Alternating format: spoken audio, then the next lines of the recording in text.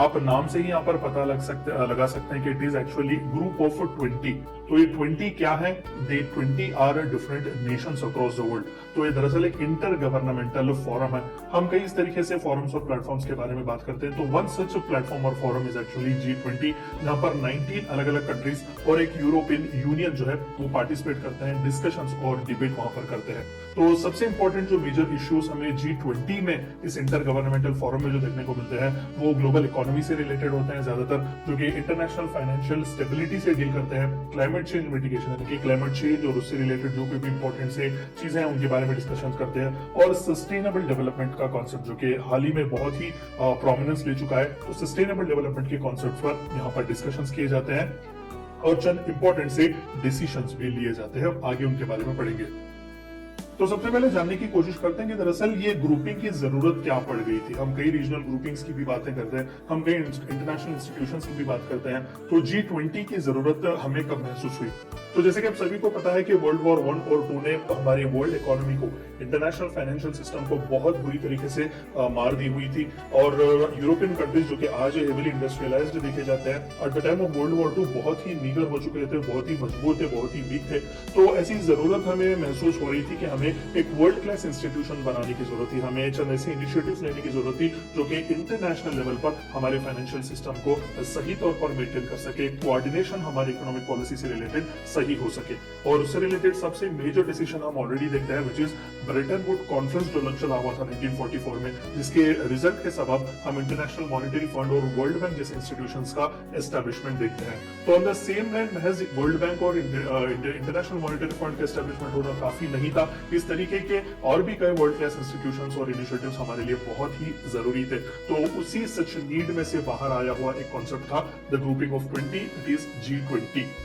तो G7 जो थे वो नेशंस ऑलरेडी जो one of the most developed जो नेशंस थे 1970s में उन्होंने उनकी बैठक हुई थी, और G7 वहां से हमें एस्टेब्लिश होता हुआ देखने को मिलता है। मैं आपको आगे भी इसके बारे में थोड़ा बहुत बताऊंगा। तो G7 के इनिशिएटिव से जो है सबसे पहली बार हमें G20 का कॉन्सेप्ट देखने को मिलता है, खासकर ग्लोबल फाइनेंशियल क्राइसिस जब हो रहे थे 1990s में, और एशियन इकोनॉमीज जो थे वहां पर थोड़ा बहुत अच्छा खासा डेवलपमेंट दिखा रहे थे। तो यहाँ पर G7 नेशंस को पता चल गया कि अगर हमें वर्ल्ड इकोनॉमिक ऑर्डर को सही तौर पर मेंटेन करना है, हमारे फाइनेंशियल सिस्टम्स को अगर हमें सही तौर पर मेंटेन करना है, तो हमें जस्ट डेवलप्ड नेशंस नहीं, हमें डेवलपिंग और अंडर डेवलप्ड नेशंस को भी साथ लेकर चलना है। क्योंकि उस टाइम फ्रेम में एशियन कंट्रीज जो खासकर इंडिया, ब्राजील, इस तरीके के जो इवन साउथ अमेरिकन नेशंस भी जो थे वो बहुत ही प्रोमिनेंस दिखा रहे थे, वो डेवलपमेंट में बहुत ही आगे जा रहे थे। तो इस तरीके के नए नए मार्केट्स को भी साथ लेकर चलना बहुत ही जरूरी था। उन्हें इंपॉर्टेंस पता चल गया कि इस तरीके के जो नेशन से वो बहुत ही क्रूशियल हो सकते हैं। So this actually paved way for the formal establishment of G20 grouping. तो वहां पर Canadian finance minister Paul Martin साहब जो थे वो सबसे पहली बार चेयरमैन की तरह चूज किए गए थे फॉर दैट इनॉग्रल सेशन। लेकिन यहाँ पर एक खास बात ये थी कि 1999 में G20 का आइडिया जो पूरी तरीके से आता है, उसका एस्टेब्लिशमेंट भी होता है, लेकिन वो बहुत ही इरेगुलर था, यानी कि उसे पूरी तरीके से एक स्ट्रक्चरल और इंस्टीट्यूशनल फॉर्म उसे नहीं दिया गया था। तो सबसे दूसरा मेजर जो डिसीजन आता है as far as establishment of G20 is concern, वो 2008 में आता है। आप सभी को पता है 2008 में पूरी दुनिया ग्लोबल फाइनेंशियल क्राइसिस से गुजर रही थी, और खासकर यूएस जैसी कंट्री भी बहुत ही मजबूर थी इस फाइनेंशियल क्राइसिस से गुजरने के लिए। तो at that point of time world leaders को फिर से पता चल गया कि नहीं, और खासकर G20 लीडर्स को कि we are the next big thing in this economy, in this market. तो जाहिर सी बात है हमें साथ लेकर चलना पड़ेगा, हमें कंसेंसस बिल्ड करके ही, और हाईएस्ट पॉलिटिकल लेवल पर जब तक हम डिसीजंस नहीं लेंगे, हम एक इंटरनेशनल फाइनेंशियल ऑर्डर को सस्टेन और सर्वाइव नहीं कर सकते। तो यही वो मेजर डिसीजन था 2008 में, जहां पर G20 लीडर्स ने एक यूनाइट डिसीजन लिया हुआ था, ठान लिया हुआ था कि वो हर साल एनुअली मीट करेंगे इन समिट्स पे। तो in order to prepare for this summits the G20 finance ministers and central bank governors continue to meet on their own twice a year. तो हर साल जो हाईएस्ट पॉलिटिकल लीडर्स होते हैं कंट्रीज के, यानी कि अगर किसी कंट्री में प्राइम मिनिस्टर है और किसी कंट्री में प्रेसिडेंट्स, तो वहां पर ईयरली एक समिट होता है। मैं वो समिट्स किस तरीके से होते हैं उसके बारे में बताऊंगा। तो separately apart from those important summits, हर साल जो है 2 बार फाइनेंस मिनिस्टर्स और सेंट्रल बैंक के गवर्नर्स उन रेस्पेक्टिव कंट्रीज के वो मिलते हैं, एजेंडास वगैरह वो डिस्कस करते हैं। तो यहाँ पर अगर आप देखेंगे होलिस्टिकली आपको थोड़ा बहुत अच्छा खासा समझ में आ जाएगा कि किस तरीके से G20 का इजाद हुआ। तो यहाँ पर आप देख सकते हैं G7 जो कि उस टाइम फ्रेम में 1973-75 के आसपास ऑलरेडी वो डेवलप्ड थे, Canada, France, Germany, Italy, Japan, UK और यूनाइटेड स्टेट्स ऑफ अमेरिका। तो यहाँ पर ये फर्दर लेकर आगे जा रहे थे इंटरनेशनली एक ऐसा इंस्टीट्यूशन बनाने का, एक ऐसा ऑर्डर बनाने का जो सर्वाइव और सस्टेन कर सके। और 1997 में रशिया को भी इसमें इंक्लूड किया गया था और इसे G8 का ग्रुपिंग दिया हुआ था और फाइनली 1999 में हमें G20 का ग्रुपिंग देखने को मिलता है। तो आप यहाँ पर देख सकते हैं इन सभी कंट्रीज को कलेक्टिवली G20 का मेंबर कहा जाता है। तो apart from all these G7 और G8 nations, Argentina, Australia, Brazil, China, European Union, India, Indonesia, Mexico, Saudi Arabia, South Africa, South Korea and Turkey are actually the G20 members. तो European Union का भी representation हमें यहाँ पर देखने को मिलता है, इसीलिए 19 कंट्रीज प्लस 1 यूरोपियन यूनियन, इन सभी को G20 का ग्रुपिंग कहा जाता है। तो there are few permanent guest invitees भी जिन्हें रेगुलरली इसके समिट्स में बुलाया जाता है, क्योंकि यहाँ पर भी रिप्रेजेंटेशन बहुत ही जरूरी है। तो यहाँ पर आप देख सकते हैं African Union, Asia, one of the most crucial one again South East Asia में, तो उन्हें भी यहाँ पर as a permanent guest invitee बुलाया जाता है। Financial stability board, food and agriculture organization, ILO, IMF, और खासकर स्पेन की खास बात है, स्पेन इकलौता ऐसा कंट्री है जो परमानेंट गेस्ट इनवाइटी की तरह G20 के समिट्स को हाजिर होता है, वहां पर रिप्रेजेंटेशन देता है। तो बाकी के भी आप देख सकते हैं, New Partnership for African Development, Organization for Economic Cooperation and Development, United Nations, World Bank Group, WHO और वर्ल्ड ट्रेड ऑर्गेनाइजेशन को भी यहाँ पर परमानेंट गेस्ट इनवाइटीज की तरह बुलाया जाता है। तो यहाँ पर आप देख सकते हैं कि कितना क्रूशियल G20 इनफॉर्मल या फिर G20 ये इंटर गवर्नमेंटल फोरम है। इसका सिग्निफिकेंस क्या है? अच्छी बात है सर, तो हमें इस तरीके के क्या बाकी के भी कंट्रीज या फिर इस तरीके के ग्रुपिंग्स नहीं है क्या? एशियान भी है, सार्क के भी बारे में हमने बात किया, ऐसे कई हैं। तो इसका सिग्निफिकेंस क्या है? G20 किस लिए एक प्रोमिनेंट प्लेस रखता है? तो G20 बहुत ही स्ट्रेटेजिक रोल प्ले करता है, खासकर हमारे ग्लोबल इकोनॉमिक ग्रोथ और प्रॉस्पेरिटी को इंश्योर करने में, सिक्योर हमारे फ्यूचर बनाने में, खासकर as far as our economic strength is concern. क्योंकि यहाँ पर आप आंकड़े अगर देखें तो G20 मेंबर्स जो जितने भी 19 कंट्रीज प्लस 1 यूरोपियन यूनियन है, वो सभी मिलाकर 60% ऑफ द वर्ल्ड पॉपुलेशन को रिप्रेजेंट करते हैं, 80% ऑफ द ग्लोबल GDP को वो रिप्रेजेंट करते हैं और 75% ऑफ ग्लोबल एक्सपोर्ट्स को वो इकलौते रिप्रेजेंट करते हैं। तो आप देख सकते हैं कि किस लिए G20 ग्रुपिंग इतना सिग्निफिकेंट है और पूरी दुनिया जो है वो रुकती है देखने के लिए कि G20 का मीटिंग क्या चल रहा है और वहां पर आउटकम क्या था, एजेंडा क्या था, डिस्कशंस क्या थे। क्योंकि वर्चुअली 2/3 ऑफ द वर्ल्ड का कहीं ना कहीं हम देख सकते हैं इंपॉर्टेंट जो पॉपुलेशन का रिप्रेजेंटेशन हो, ग्लोबल GDP का हो या फिर ग्लोबल एक्सपर्ट्स का हो, वो हमें इन G20 नेशन से ही देखने को मिलता है। और G20 काम किस तरीके से करता है? देखिए, प्रेसिडेंसी जो है वो हर साल रोटेट होती है अमंग ऑल द मेंबर्स। तो 19 जो कंट्रीज हैं और यूरोपियन यूनियन जो है उनके बीच ये प्रेसिडेंसी जो है वो इवॉल्व होती ही रहती है। और खासकर यहाँ पर आपको एक टर्म जाना बहुत इंपॉर्टेंट है, that is troika. Troika, with the country that holds the presidency working together with its predecessor and successor are also known as a Troika to ensure the continuity of the agenda. तो हर 3 साल के लिए जो है already members को choose किया जाता है, अलग अलग ग्रुपिंग्स होते हैं, मैं आपको उसके बारे में भी बताऊंगा।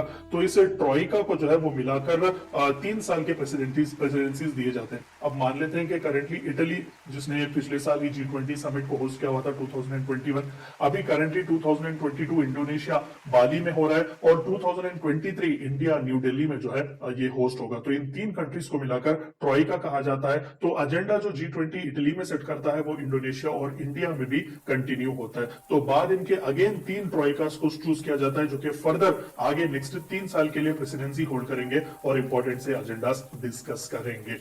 और G20 का कोई भी परमानेंट सेक्रेटेरिएट नहीं है। हम सार्क की बात करते हैं, एशियान की बात करते हैं, इन सभी के हेडक्वार्टर्स कहीं ना कहीं होते हैं, सेक्रेटेरिएट्स होती हैं। यहाँ पर परमानेंट सेक्रेटेरिएट नहीं होता, इसीलिए इसे बहुत ही यूनिक और डायनामिक माना जाता है कि जिस कंट्री में जो डिस्कशन होता है या फिर जिस कंट्री ने होस्ट किया हुआ होता है वहां पर नया सा सेक्रेटेरिएट बनाया जाता है, क्योंकि जहां पर वो एजेंडा जो डिस्कशन किए गए हैं वो उसी कंट्री से ही इनिशिएट किए जाते हैं और वहीं से they make sure that they all are fulfilled.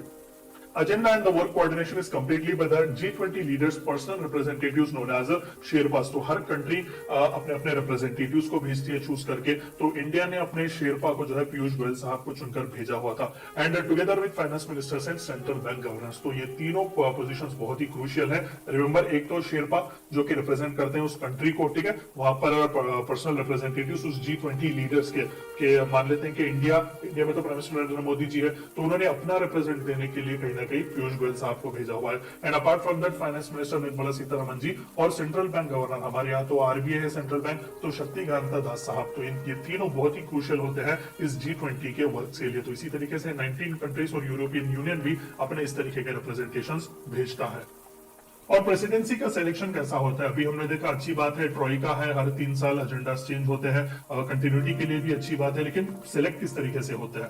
तो 19 कंट्रीज जो पूरे हैं ना, उन सभी को 5 अलग अलग ग्रुपिंग्स में डिवाइड किया गया है। ऑफ कोर्स यूरोपियन यूनियन जो है वो रिप्रेजेंटेशन ऑफ सेपरेट कंट्रीज है, तो उसे किसी ग्रुपिंग में नहीं रखा गया है।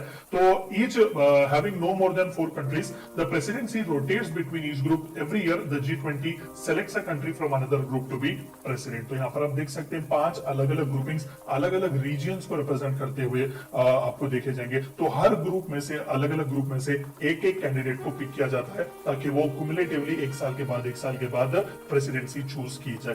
तो आप देख सकते हैं इंडिया जो है वो ग्रुप 2 का हिस्सा है। तो इस तरीके से इन 5 अलग अलग ग्रुपिंग्स में से, कंट्रीज में से चुने जाते हैं, यानी कि वही कुछ चुनते हैं, ऐसा नहीं कि कोई सेपरेट प्रोसेस है, वही कंट्रीज ही चुनते हैं अपने बीच में से कि कौन जो है वो नेक्स्ट रिप्रेजेंटेशन देगा।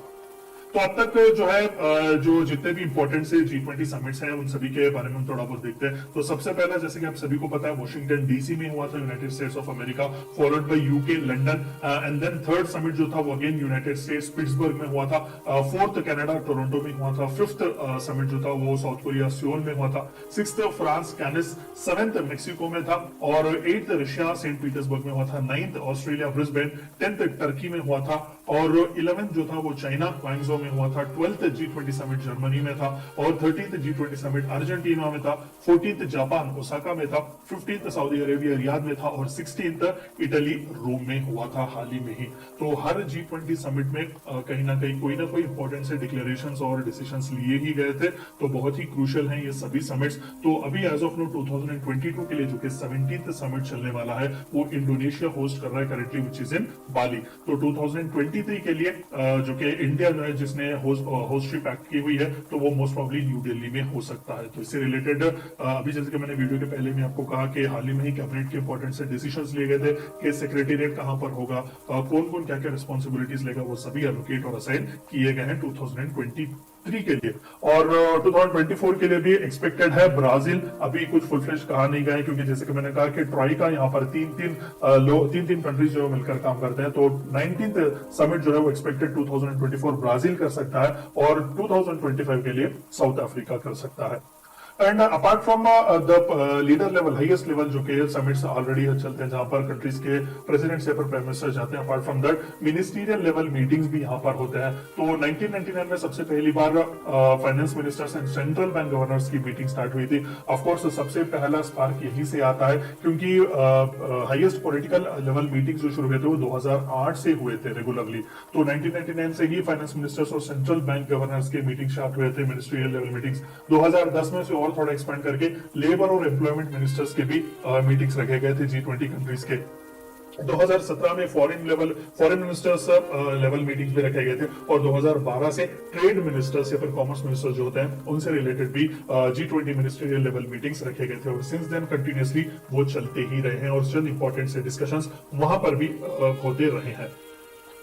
And apart from all these ministerial level meetings and apart from all these highest political level meetings, G20 engagement groups भी मेंटेन करता है। आप यहाँ पर देख सकते हैं कि बिजनेस ग्रुप्स को, बिजनेस इंटरेस्ट ग्रुप्स को रिप्रेजेंट करने के लिए भी जो है वो B20 ग्रुप बनाया गया था। ठीक है, 2008 में से एस्टैब्लिश किया गया था, और 2010 में से रिकॉग्नाइजेशन मिला हुआ था। तो लेबर से रिलेटेड भी ट्रेड यूनियंस और अदर एम्प्लॉइज रिप्रेजेंटेटिव्स, यानी कि यहाँ पर इन 20 कंट्रीज या फिर इन 19 कंट्रीज और यूरोपियन यूनियन के जो रिप्रेजेंटेटिव्स हैं बिजनेस के, वो वहां पर एंगेजमेंट ग्रुप्स की तरह वहां पर आते हैं। सिमिलरली यहाँ पर भी सेशंस और समिट चलते हैं। तो यहाँ पर आप देख सकते हैं L20 जो था वो 2008 में फाउंड किया गया था और उसे रिकॉग्नाइजेशन 2011 में मिला था। C20 that is civil society organization जो एनजीओ होते हैं 20 कंट्रीज में, उनके लिए भी एक फोरम बनाया गया था, फिर एक एंगेजमेंट ग्रुप जो कि 2013 में इसे रिकॉग्नाइजेशन मिला हुआ था। यूथ के रिप्रेजेंटेटिव्स के लिए भी वही 20 एंगेजमेंट ग्रुप बनाया गया था। थिंक टैंक्स जो ग्लोबल थिंक टैंक्स होते हैं खासकर हमारे G20 कंट्रीज के, उनके लिए भी एक एंगेजमेंट ग्रुप बनाया गया था। वुमेन, खासकर वुमेन के रिप्रेजेंटेशन के लिए, वुमेन राइट्स ऑर्गेनाइजेशंस के लिए भी जो है 2015 में W20 एंगेजमेंट ग्रुप एस्टैब्लिश किया गया था। S20 for science and research representatives and finally U20 for urban representations जो कि मेयर्स और गवर्नर्स होते हैं मेजर अर्बन सिटीज के। G20 में जितने भी मेजर बड़े बड़े अर्बन सिटीज हैं उन सभी के गवर्नर्स और मेयर्स के रिप्रेजेंटेशन के लिए वहां पर एंगेजमेंट के लिए G20 एंगेजमेंट ग्रुप्स बनाए गए। तो आप देख सकते हैं कि किस लिए G20 इतना सिग्निफिकेंट माना जाता है। और फिर हम एक बार देखते हैं कि इसका सिग्निफिकेंस क्या है, किस किस तरीके से ये काम करने की कोशिश करता है, क्यों ये सबसे हटकर है। Strengthening financial regulations, of course 75% global exports हम देख सकते हैं। अच्छा खासा जीडीपी का रिप्रेजेंटेशन दुनिया का यहाँ पर देखने को मिलता है। तो फाइनेंशियल रेगुलेशंस को ज्यादा से ज्यादा हम स्ट्रेंथन कर सकते हैं इनकी मदद से। Coordinated physical and monetary stimulus, मैंने आपको कई बार कहा कि फिजिकल जब वर्ड है it is related with finance ministry, और मॉनिटरी जब वर्ड है तो it is related with central bank और आरबीआई। तो यहाँ पर आप देख सकते हैं कि कंट्री में भी, इंडिविजुअल कंट्री में भी जो टैंडम होता है जो फिजिकल फाइनेंस मिनिस्ट्री और जो उसकी सेंट्रल बैंक के बीच, वो भी कोऑर्डिनेट हो, सही तौर पर उसका स्टिमुलस भी आगे बढ़ता रहे। क्योंकि यहाँ पर जो मेजर डिसीजंस लिए जाते हैं वो इंडिविजुअल लेवल पर कंट्रीज में ही तो उन्हें फुलफिल किया जाता है। और सबसे अच्छी बात G20 की यह है कि ये फ्लेक्सिबल है और इंक्लूसिव है। नो डाउट हर साल प्रेसिडेंसी अलग अलग कंट्रीज के पास जाती है, हर 3 साल में एक बार एजेंडा चेंज किए जाते हैं। तो बहुत अच्छी फ्लेक्सिबिलिटी और सभी का इंक्लूसिवनेस भी हमें यहाँ पर देखने को मिलता है। क्योंकि जो कंट्री होस्ट करता है वहीं पर सेक्रेटेरिएट बनाया जाता है और वहीं पर से जो इंपॉर्टेंट डिसीजंस वहां पर लिए गए हैं वहीं से उसका काम शुरू होता है। लेंडिंग में भी बहुत ही जबरदस्त इंक्रीज हुआ है, क्योंकि सबसे इंपॉर्टेंट टारगेट जो G20 के कंट्रीज ने रखा हुआ था वो इंटरनेशनल फाइनेंशियल इंस्टीट्यूशंस को रिस्ट्रक्चर ही करना था। यहाँ पर आप देख सकते हैं रिफॉर्म्स भी लाए गए थे, IMF, वर्ल्ड बैंक जैसे इंपॉर्टेंट इंस्टीट्यूशंस में भी। डेवलपिंग कंट्रीज को भी बहुत ही जबरदस्त सा स्कोप मिला हुआ था यहाँ पर लेंडिंग्स वगैरह के लिए भी, ताकि वो भी आगे बढ़ सके। ट्रेड फैसिलिटेशन अग्रीमेंट्स कई साइन किए गए, क्योंकि G20 कंट्रीज जब समिट्स में मिलते हैं तो वहां पर हम देख सकते हैं इंडिविजुअल कंट्रीज भी एक दूसरे के साथ ट्रेड फैसिलिटेशन अग्रीमेंट्स भी साइन कर सकते हैं। तो ओवरऑल ट्रेड और इकोनॉमिक इन्फ्लुएंस भी बहुत जबरदस्त सा होता है। And the one more important thing is it is too big to fail. अभी हमने जितने भी आंकड़े ऊपर देखे हुए थे 60% ऑफ द पॉपुलेशन रिप्रेजेंट करता है, इंपोर्ट्स और एक्सपोर्ट्स इसके किस तरीके से है, तो ये बहुत ही बड़ा है फेल होने के लिए। यानी कि that very hugeness itself is more than enough कि ये रेसिलिएंट एक ग्लोबल प्लेटफॉर्म है या फिर एक रेसिलिएंट इंटर गवर्नमेंटल ऑर्गेनाइजेशन है कहने के लिए। और चंद इंपॉर्टेंट से इश्यूज जो अब तक G20 ने एड्रेस किए हुए थे, फाइनेंशियल मार्केट से रिलेटेड चंद इंपॉर्टेंट से डिसीजंस लिए गए थे, टैक्स और फिजिकल पॉलिसी से रिलेटेड भी इंपॉर्टेंट डिसीजंस लिए गए थे, trade, agriculture, employment, energy, corruption, women empowerment, agenda 2030, sustainable developmental goals जिन्हें हम कहते हैं, क्लाइमेट चेंज, ग्लोबल हेल्थ और एंटी टेररिज्म पर भी मेजर इश्यूज जो थे उन सभी के बारे में G20 के अलग अलग समिट्स में हमने डिस्कशन देखे हुए थे। और सिंस कोविड तो ग्लोबल हेल्थ तो बहुत ही इंपॉर्टेंट सा रोल प्ले कर रहा है। और इंडिया जो कि 2023 का होस्ट होने वाला है, तो कौन से प्रायोरिटी के एरियाज हम देख सकते हैं जो कि इंडिया ने ऑलरेडी डिसाइड किए हुए हैं। यहाँ पर इंडिया इन पर फोकस जरूर कर सकता है। टैक्स एवेशन से रिलेटेड इश्यूज हम हाईलाइट यहाँ पर कर सकते हैं। एक कंट्री से दूसरे कंट्रीज में टैक्स एवेशन बहुत ही हमें ज्यादा देखने को मिलता है। फाइट अगेंस्ट करप्शन के खिलाफ भी हम आवाज उठा सकते हैं। और तीसरा सबसे इंपॉर्टेंट जो कि हर जगह पर since prime minister Modi ji has come, इन्होंने बहुत ही कोशिश की हुई है ग्लोबल प्लेटफॉर्म पर इस इशू को लाने की, that is terror funding and state sponsored terrorism. क्योंकि इंडिया खुद प्रॉब्लम फेस कर चुका है इससे, तो ये भी हमारे लिए एक अच्छा कॉन्सेप्ट हो सकता है यहाँ पर हाईलाइट करने के लिए। Cutting the cost of remittances, of course one of the most major migrants जो हमें देखने को मिलते हैं। ऑफ कोर्स ये कहावत भी है कि पूरी दुनिया में आपको हर कोने में कहीं ना कहीं एक चाइनीज और एक इंडियन देखने को मिलेंगे। तो जाहिर सी बात है कि ग्लोबल रेमिटेंस से रिलेटेड भी हम थोड़ा बहुत कॉस्ट कट करवा सकते हैं। और फार्मास्यूटिकल इंडस्ट्री भी हमारी टैप करने का यहाँ पर बहुत ही सुनहरा मौका है हमें। की ड्रग्स पर हम मार्केट एक्सेस के लिए भी बात कर सकते हैं। Reforms in international institutions, of course ये तो एक्टिवली ऑलरेडी चल रहा है, लेकिन फिर भी हम ब्रिक्स का भी हिस्सा है, तो वहां पर न्यू डेवलपमेंट बैंक हम देख सकते हैं। तो इस तरीके से नए नए बैंकिंग फाइनेंशियल इंस्टीट्यूशंस और ऑलरेडी जो इंटरनेशनल इंस्टीट्यूशंस चल रहे हैं उन पर भी हम रिफॉर्म्स लाने की बात कर सकते हैं। और सबसे इंपॉर्टेंट सी चीज, real action on climate change. तो जितने भी कॉन्फ्रेंस ऑफ पार्टीज चलते हैं यूएनएफसीसीसी के, वहां पर बड़ी बड़ी प्रोमिसेस जरूर किए जाते हैं, लेकिन रियल एक्शन वहां पर नहीं होता। तो इंडिया ने भी ऑफ कोर्स हाल ही में जो कॉन्फ्रेंस ऑफ पार्टीज 26 ग्लासगो में हुआ था, वहां पर प्राइम मिनिस्टर मोदी जी ने 5 प्लेजेस दिए हुए थे। तो हम इस तरीके के इश्यूज भी वहां पर हाईलाइट कर सकते हैं कि we don't need the talk, we need the work. Challenges क्या क्या है ओवरऑल G20 ग्रुपिंग में अगर हम बात कर सके?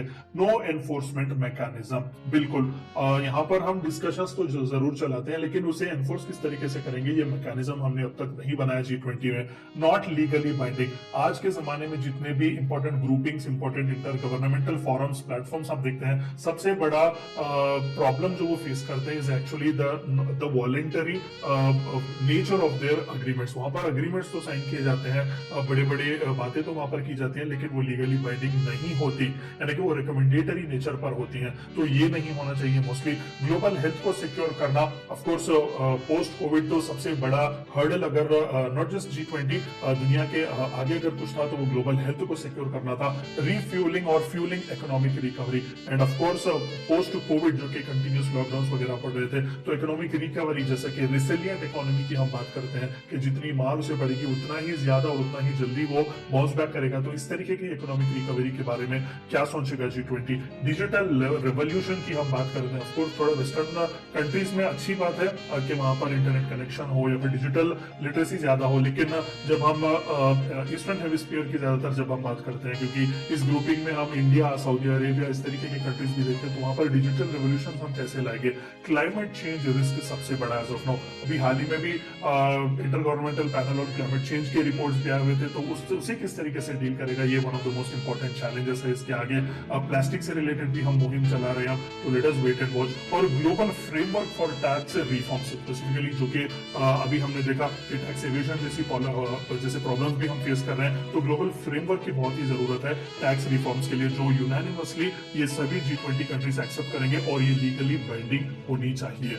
तो वे अहेड क्या हो सकता है इसका? टिल नाउ अगर सच बताएं तो G20 when compared with other regional groupings या फिर अदर इंटर गवर्नमेंटल फोरम्स बहुत ही सही ट्रैक पर जा रहा है। कंसिस्टेंसी वो मेंटेन कर रहा है, क्योंकि बाकी अभी सार्क के बारे में भी हमने एक वीडियो बनाया हुआ, अगर आपने नहीं देखा तो आप एक बार जाकर जरूर देखें, तो वहां पर भी हमने देखा कंसिस्टेंसी ही नहीं थी वहां पर।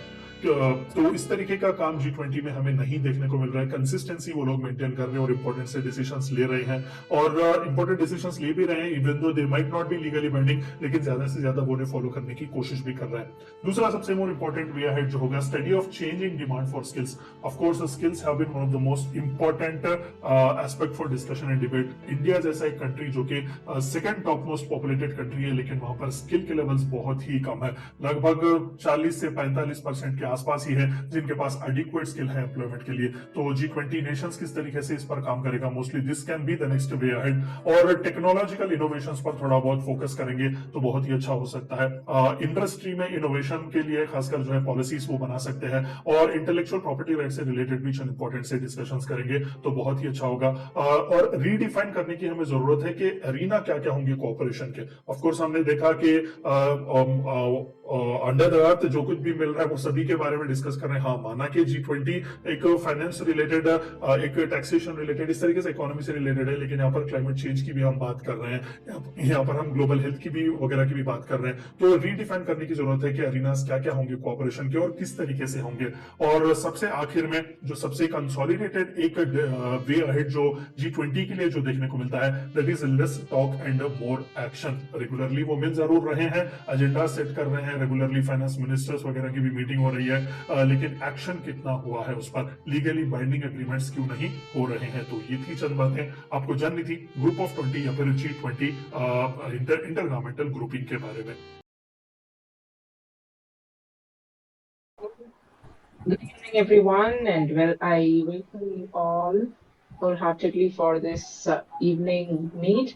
So today we have a lot of speakers to discuss about particular topics, and Our G20 Youth Cabinet consists of international taxation, trade and investments, exports and imports. So before we start, I would like to give an introduction about the G20 Summit. So the G20 Summit is an annual international forum that convenes leaders from the most significant global economies to address and discuss economic challenges that affect the world. The forum provides an exceptional platform for dialogue and collaboration among the participating nations. And the summit's primary objective is to develop and implement policies to enhance financial stability and promote sustainable economic growth worldwide. The G20 summit is a critical event where leaders engage in crucial discussions on trade, investment, innovation, and international cooperation. The summit also offers a unique opportunity for leaders to establish and strengthen relationships with their global counterparts, fostering a more cohesive and prosperous global community.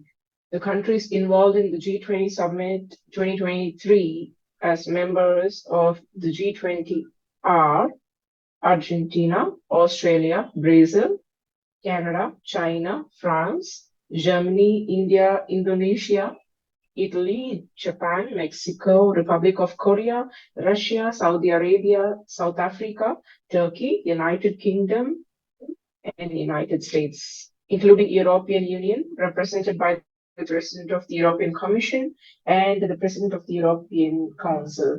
The objectives of the G20 summit are multifaceted and encompass various global issues. Some of the key objectives include economic growth, promoting sustainable, balanced economic growth globally, international trade, enhancing national trade and investment to foster job creation and economic development, financial stability, strengthening the stability and resilience of the national financial system. And the next is the sustainable development, which has addressing global challenges, including climate change, poverty eradication, and sustainable development. And the next one is infrastructure investment, promoting infrastructure development to support economic growth and connectivity, and forward by digital economy, advancing digitalization and harnessing the potential of new technologies for inclusive growth.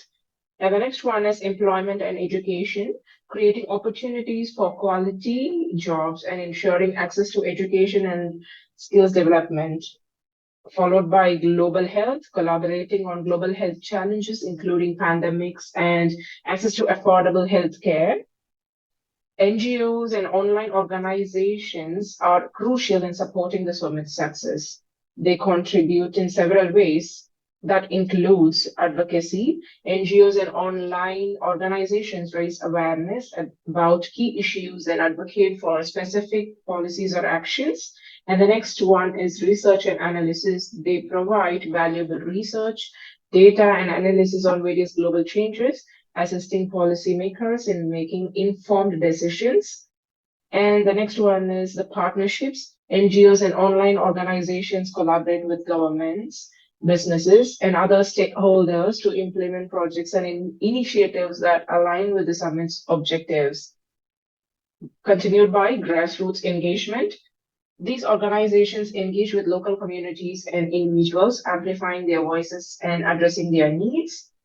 And knowledge sharing. NGOs and online organizations facilitate knowledge sharing and capacity building through workshops, conferences, and online platforms, supporting the exchange of best practices and innovative solutions.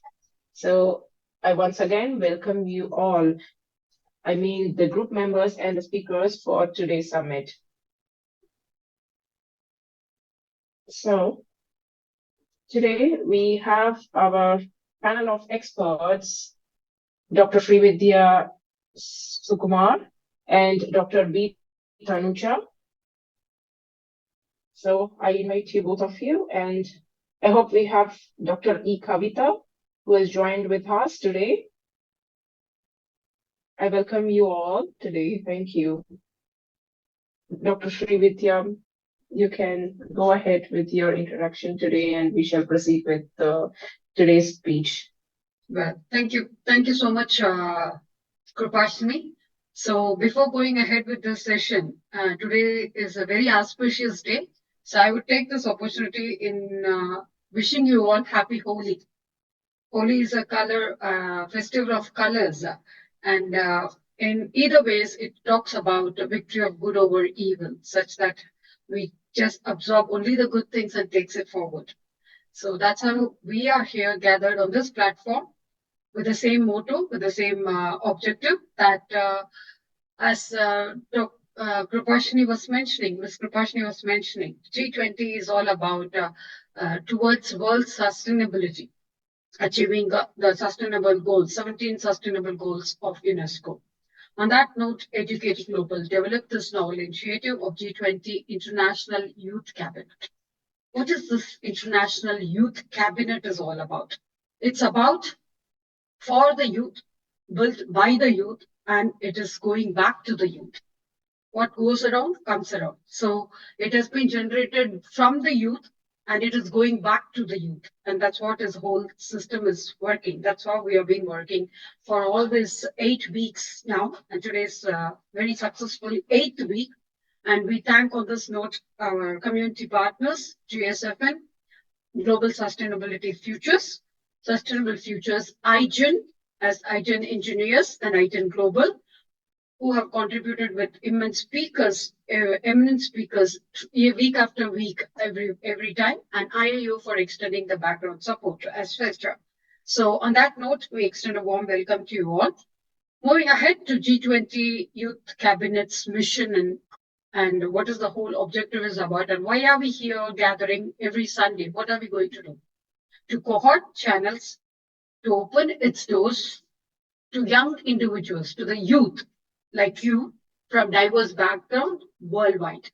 So this platform invites vibrant youth, committed youth as participants to present their insights with due respect and inferences with due gratitude, which are contributing towards the UNESCO's sustainable goals. So this initiative aimed to address the following agenda that is made by the youth. We have not made this agenda. The youth has made the agenda.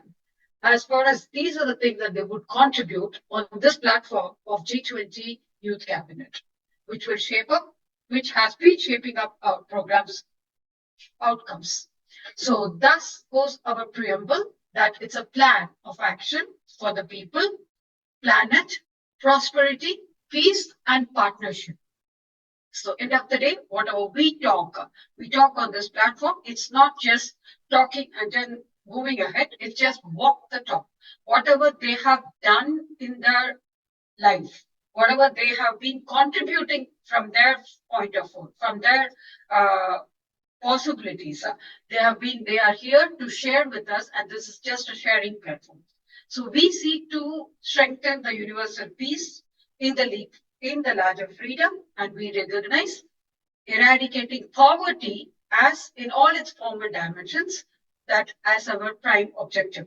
And it's as we know, this is the greatest global challenge and indispensable requirement for any sustainable development that we're talking about. So we welcome all countries and stakeholders to act in collaborative partnership who will implement this plan for us, along with us. So we resolve to free this human race from the tyranny of poverty and want to heal and secure our planet. And thus, we are determined to take this bold transformative steps to bring in the paradigm shift onto your sustainable and resilient path. On that note, we have come up with the G20 vision, which focus around the 5 Ps, that is people, planet, prosperity, peace, and partnership, that we are visioned. That we have kept as a G20 cabinet vision, such that people will end poverty and hunger in all its form to ensure dignity and quality. Prosperity to ensure prosperous and fulfilling lives in harmony with the nature. Peace to foster peace just for and for all inclusive societies. Partnership implementing the agenda through the solid global partnership. And moving ahead, if you're going to do so, talking about partnership, what is required? We need to have policies. For that, we have requested the youth members to come and contribute for policy reformations which are requested, and also for the protection of the society with the principles involved and duly adhering to the local principles of the local community, bringing in the best practices such that it goes back to the people. Thus, we have summed up our vision and mission such that we take it forward to the community. So week after week, we have been talking about different topics, starting from Education 360, women empowerment with Sakti Spectrum, and youth empowerment with Yoga Yuva, and moving ahead with digital and innovation, and making use of the best resources with artery dialogue, and last but not the least, also we are talking about the finance. This is the third week that we're talking about the finance. So congratulations to our team who have been consistently providing us all kind of support in talking about the finance. So as we all know, when we talk about finance, for the first time ever, the international tax and finance came into being when OECD and G20 countries worked together to develop the G20 BEPS Package. What is this BEPS about? That will be the first question which comes to everybody's mind. We all know that it's base erosion and profit shifting. So that's the package. Why did they evolve this package? What they want to achieve with this package is that to equip governments with domestic and international instruments needed to tackle the tax avoidance. So tax is not something which has come only with G20 or with the inception of G20, OECD, or with the inception of sustainable development, nothing like that. Tax has been with us in the past, and it has been in the present, and it is going to be there in the future also. So this is something like we need to really travel along. So to know more about this particular word tax, because it differs from country to country. As it has traveled through the ages, from the history to the past, present to the future, it's going to travel. So with this travel timeline, the tax has evolved into different shapes, into different dimensions in the local communities in the respective countries. So at the request office to normalize the whole function, to standardize the whole function, at the request of all G20 leaders, in 2015, the OECD established the G20 Inclusive Framework on BEPS, that is Inclusive Framework on Base Erosion and Profit Shifting, now covering about 140 members representing the wide diversity of economic profiles, including significant number of developing countries. And all the members participate in equal footing, and they are committed to implementing these BEPS measures to undertake the peer reviews concerning the BEPS minimum standards to finalize the remaining standard setting work. So when we talk about the minimum standards, what are the things that we're talking about? So our presidency, that's how we have now opened this forum to the youth ministers like you.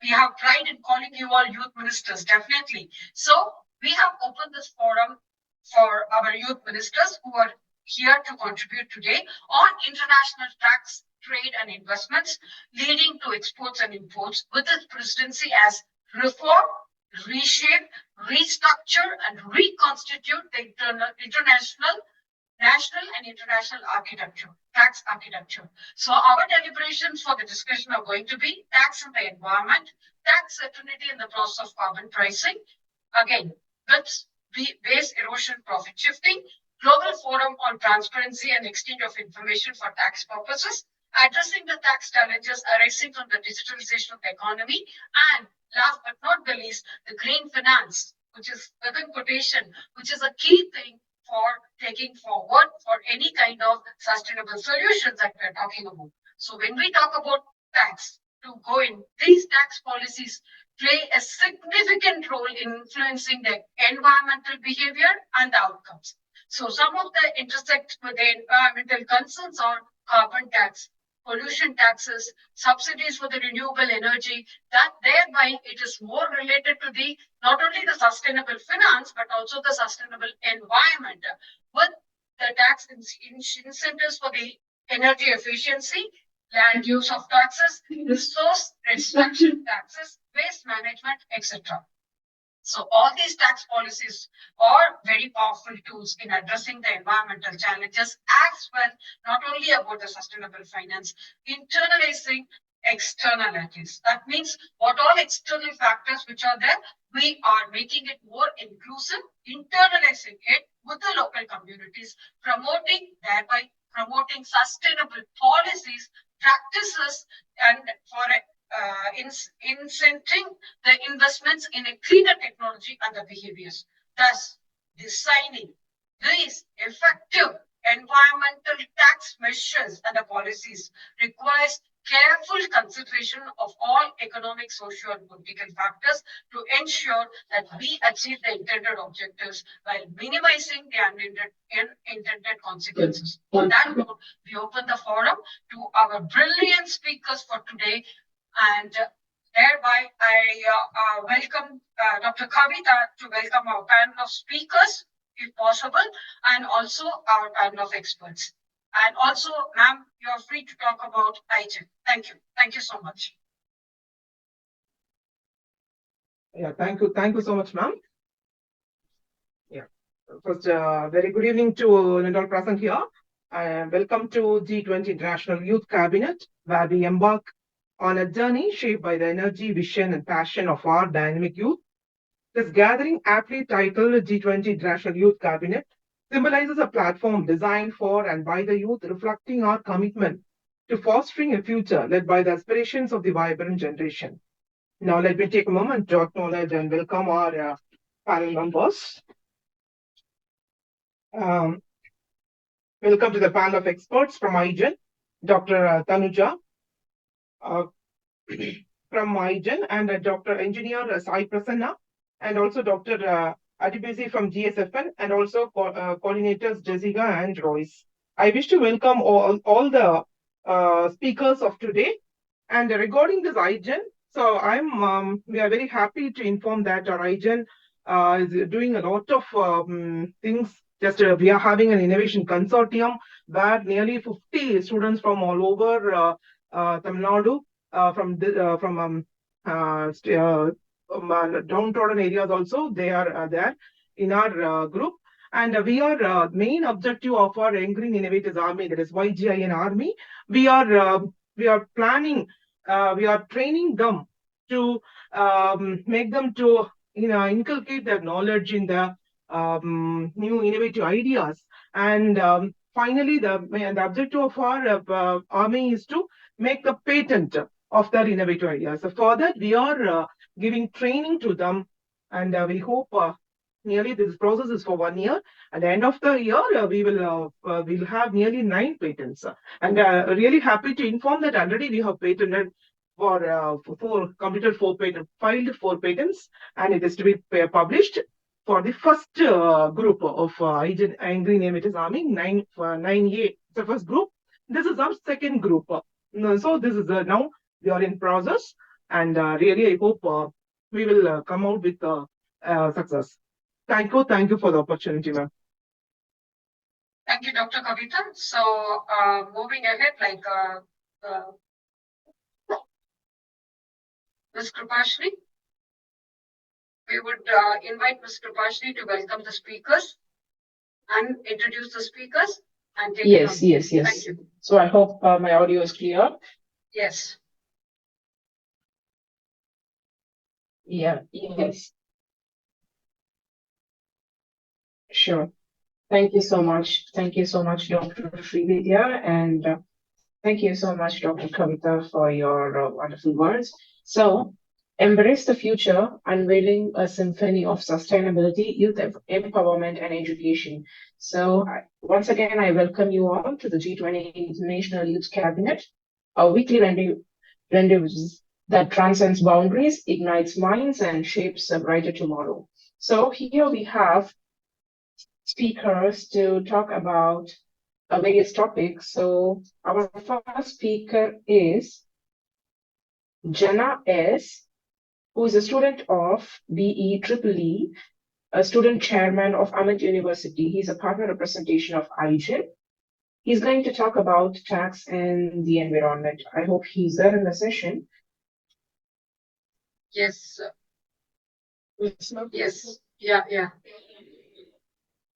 Yes, please go ahead, Mr. Jana. You can share your screen and start your presentation. Thank you. Good evening, everyone. This is Jana from Amit University, India. Today I'm going to talk about tax and the environment.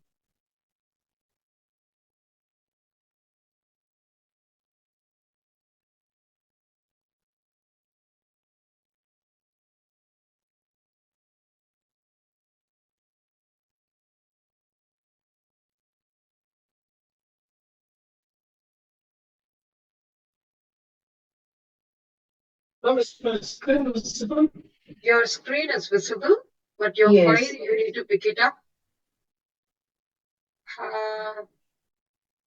No, you can go down. You can pick the PowerPoint here. You have the PowerPoint, right? Not Zoom. You're picking up Zoom again.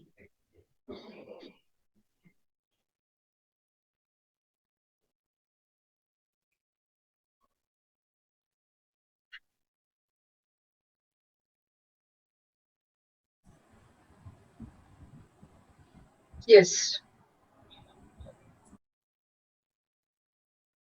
No, you're picking Zoom, right?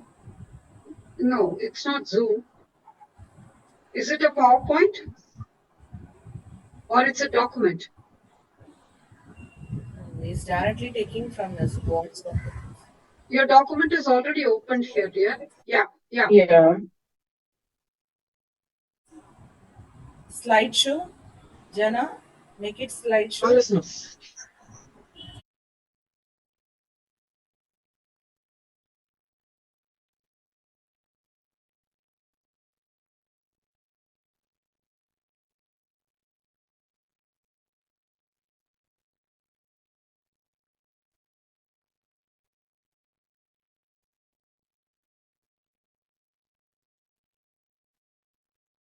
What's this line up? Yeah, it's fine. It's perfect. Please go ahead. Thank you. Thank you, Mr. Jana. Taxation policies.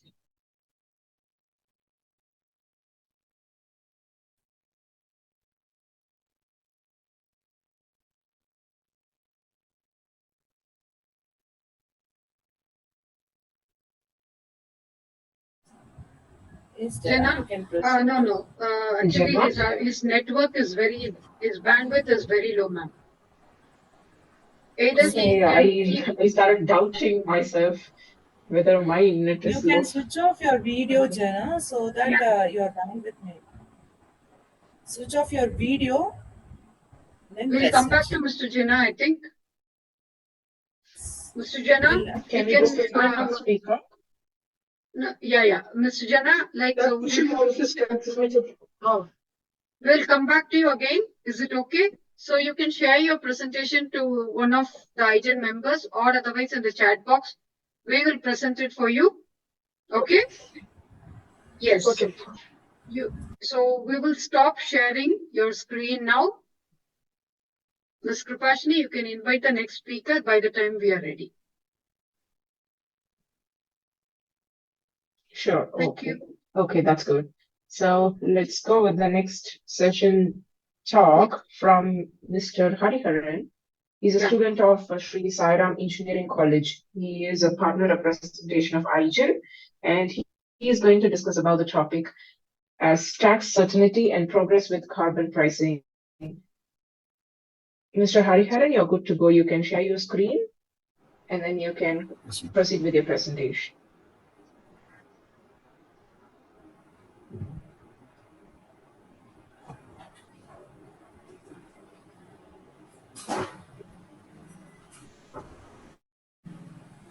Miss. Yes.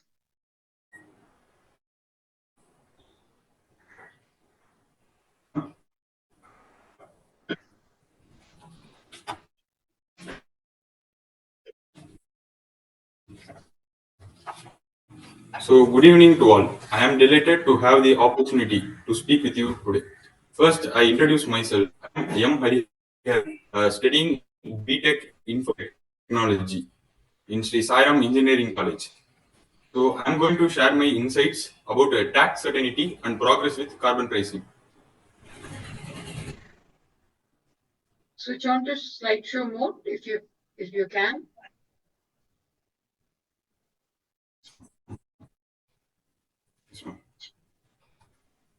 So, these are the topics I am going to share now.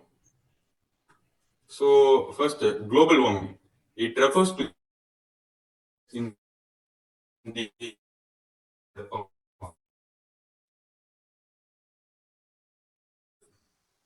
so this is extremely harmful to the earth as well as humans. So the excessive use of automobiles and fossil fuels, it results in the increased level of the carbon dioxide, which leads to the climatic changes. So climate change earth. This happens due to many internally the burning of fossil fuels and deforestation in the environment. So these gases like carbon dioxide, methane, nitrous oxide, they trap heat and cause the Earth's temperature to rise. So the climate change has become a global concern over the last few decades. Besides these climate changes, it affects the life on Earth in various ways. So tax certainty and carbon pricing, they are the two interconnected concepts for addressing the climate change focus to tax certainty. First, the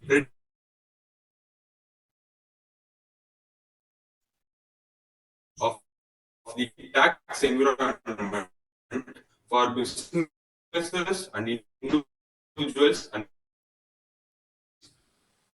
so, with certainty, government not pay.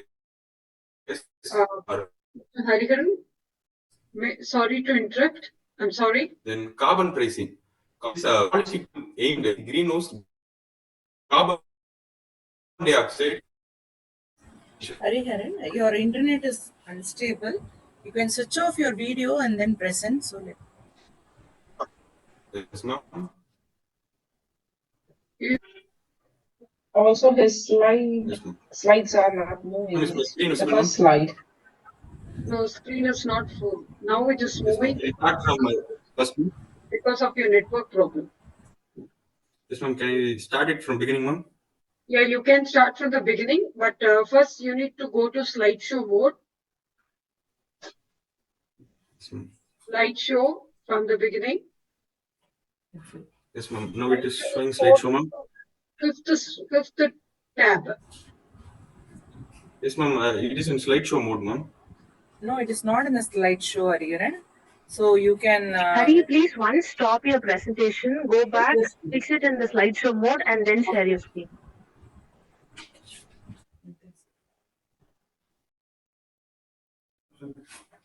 Yes, ma'am. I will share once again. No issues. Ma'am, I can't share the screen, ma'am. Why? It is not showing. Hari, please try again. I can't Stop share sharing your the screen. entire. Switch off your cam. Switch off your cam. No, it's, Okay, go. it's Stop very sharing the screen. Go open your presentation and switch to slideshow mode.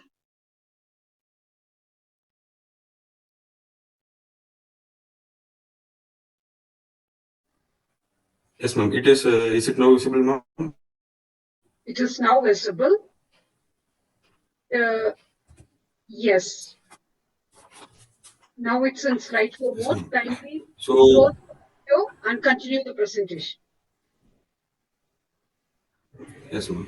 Good morning to all. I am delighted to have the opportunity to speak with you today. So, first, I introduce myself. I am M. Studying information in Sri Sairam Engineering College. So, I'm going to share my insights about tax certainty and progress with carbon pricing. So, what is global warming? It refers to the gradual rise in the overall temperature of the atmosphere of Earth. So this is extremely harmful to the Earth as well as humans.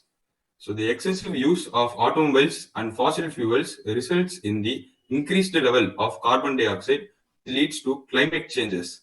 Climate change, it refers to the change in the environmental condition of the Earth.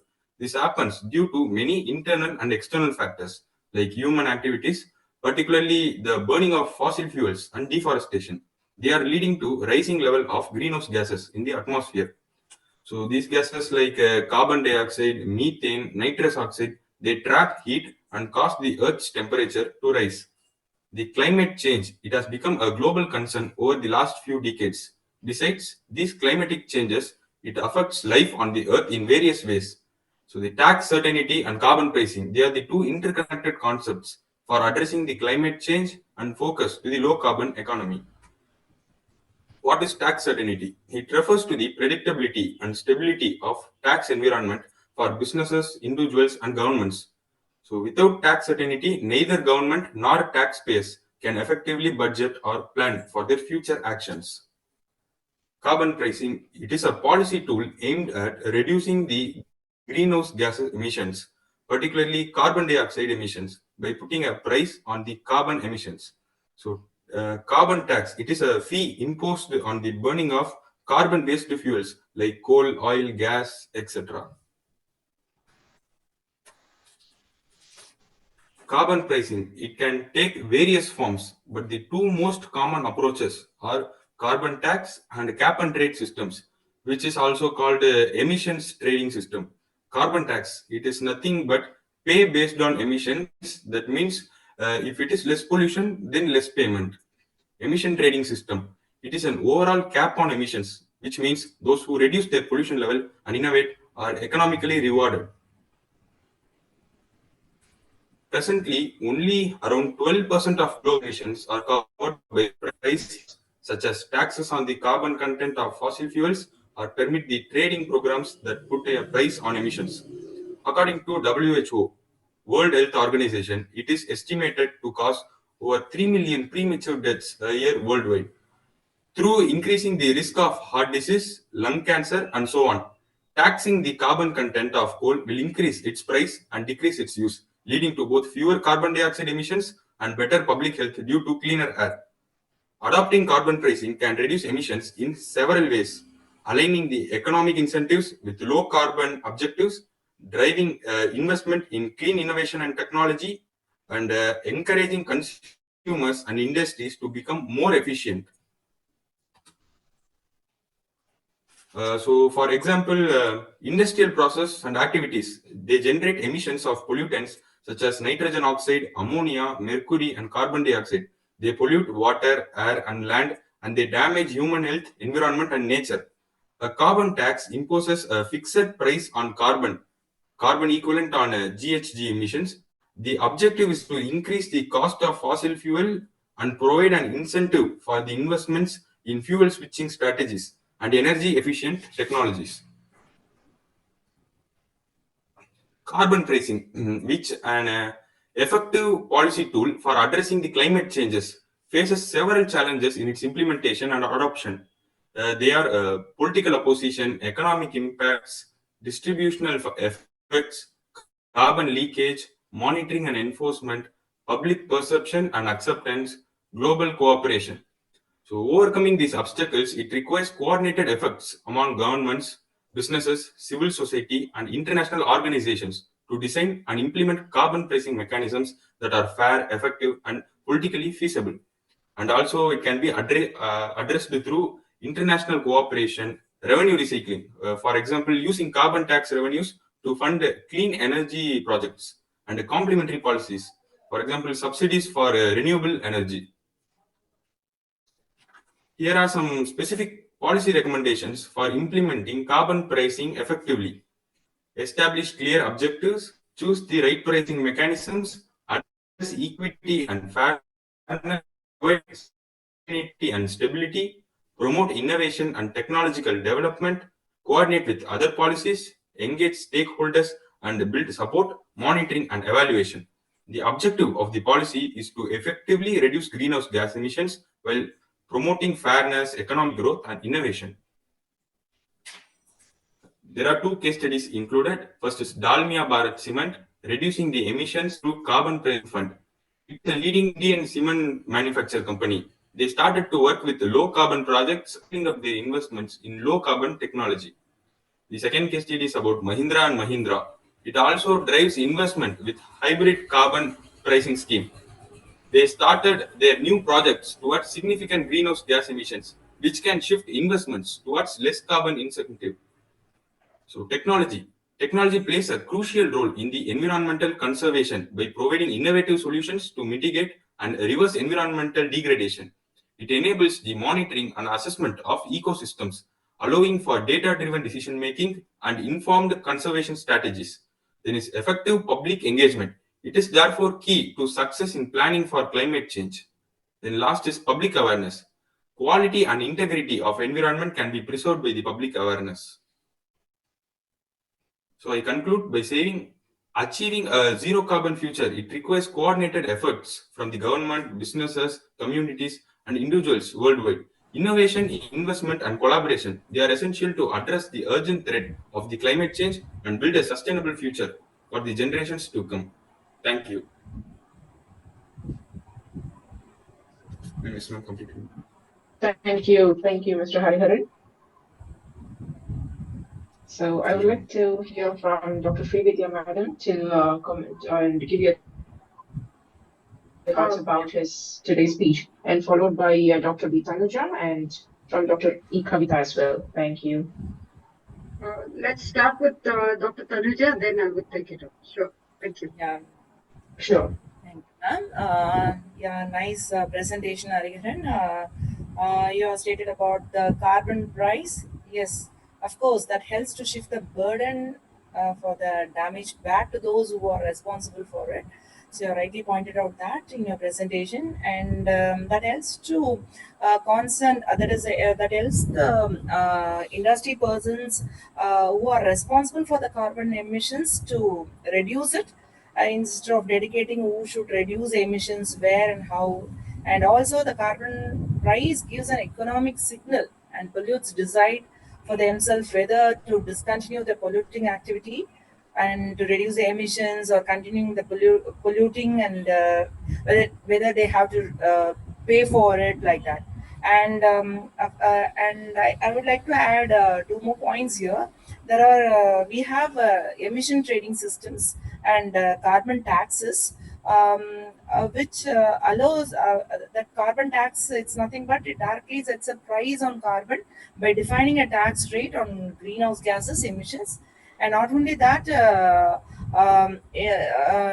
it helps to concentrate the that is monitoring the pollution which is coming out of the industries. And not only that, it also sets a goals for to make a clean environment. And also about the ETS, I just want to say here, it is by creating supply and demand for emissions allowance, by which we can ensure that emission reductions will take place to keep the emitters or the who's responsible to control the emissions. That's all about it. All the best and congratulations, Hariharan. Thank you. Thank you, Mr. Hariharan. That was a very comprehensive presentation, I would say.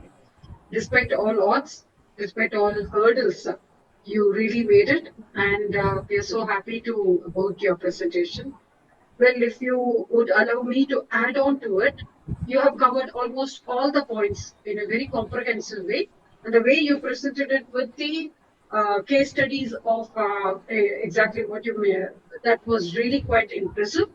And to sum it up with all the inputs that we have taken here, that definitely we accept that tax certainty refers to the predictability and stability of the tax policies over time, because it has kept on changing over time. That's why we stress on the point that over time, and we are there with you.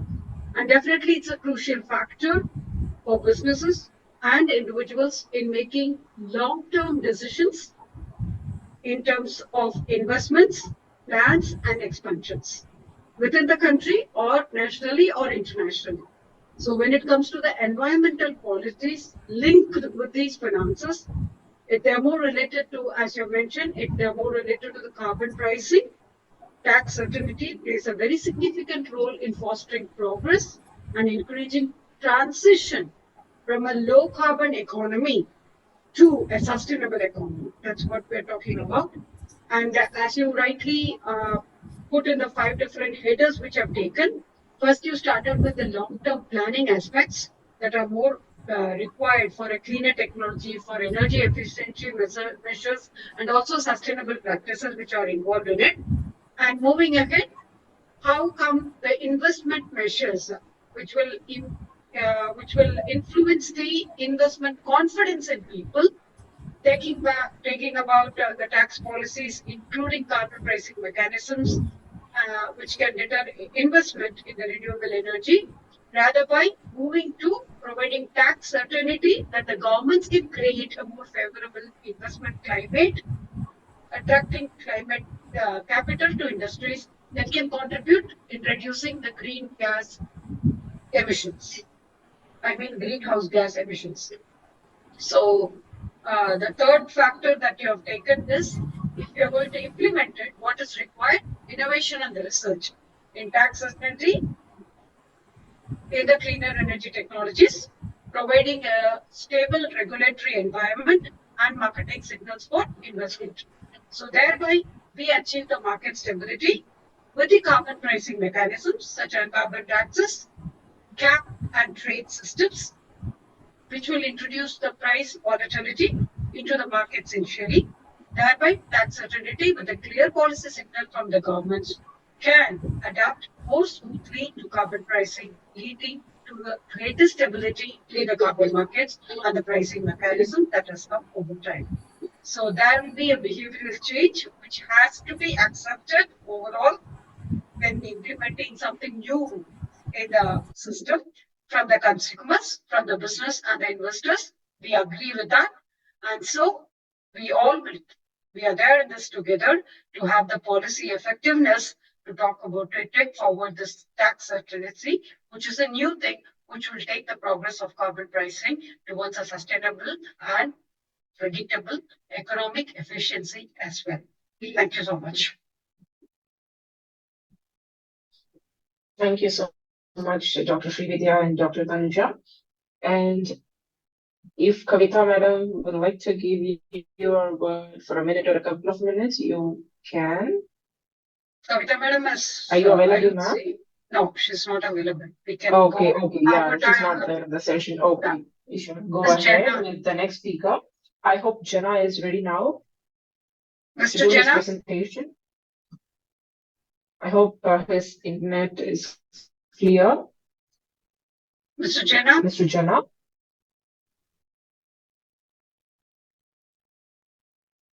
There's no response from him. So I guess we shall go with the next speaker. Maybe we shall give some more time. Hemachandran? So yeah, we shall go with Hemachandran. Okay. So let us move on with the next speaker, Mr. Hemachandran, PD. He is a student of BTech, IT, Dr. MGR Educational and Research Institute, partner representation of IGEN. He's going to share a presentation about addressing the tax challenges arising from the digitalization of the economy. We welcome you, Mr. Hemachandran. You may share your screen and go ahead. Yeah, sure. Thank you, ma'am. So I know sharing the screen. Mr. Hemachandran? Yeah. Yeah, please. Is it visible? Yes. Yeah. I thank all of you to give me the chance to address the tax challenges arising from the digitalization of economy. So kindly introduce yourself and then go ahead with the presentation, Mr. Hemachandran. Yeah, ma'am. Next time came to my introduction. So I'm happy and privileged to introduce myself. I'm Hemachandran from Dr. MGR Educational and Research Institute. I'm studying BTech IT third year. So I'm here to share my keen knowledge about the digital economy and the challenges arising when it is digitalized. Thank you. So let's get into the topic. So what is digitalization of economy? The digitalization of economy, just a minute, no?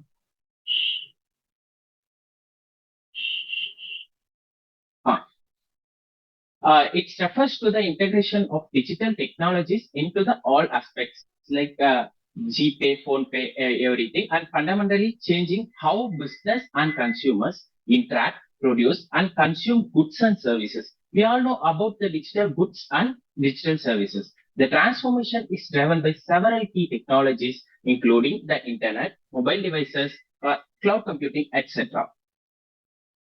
So, what are all the tax challenges we are facing here? The digitalization of the economy has brought about significant challenges for tax system around the world. We all know we are jumping into the another level of economy. Like we are, it will maybe the era of cryptocurrencies, bitcoins, etc. One of the key challenges is determining the appropriate tax treatment of digital transactions given the borderless nature of the digital economy and the intangible nature of digital goods and services. So these are all the basic challenges we are going to face when it is fully digitalized. So taxation of digital goods and services and the PE, that means permanent establishment and value creation, tax avoidance and evasion, international cooperation. So, what's taxation of digital goods and services?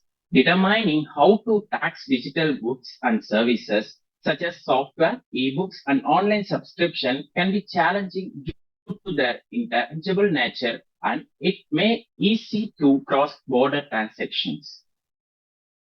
So, let's jump into the PE, permanent establishment. Determining when a digital business has a taxable presence in a country can be complex as digital business can operate remotely across the overseas without a physical presence. We all know if it is digitalized, it may not value for the physical presence.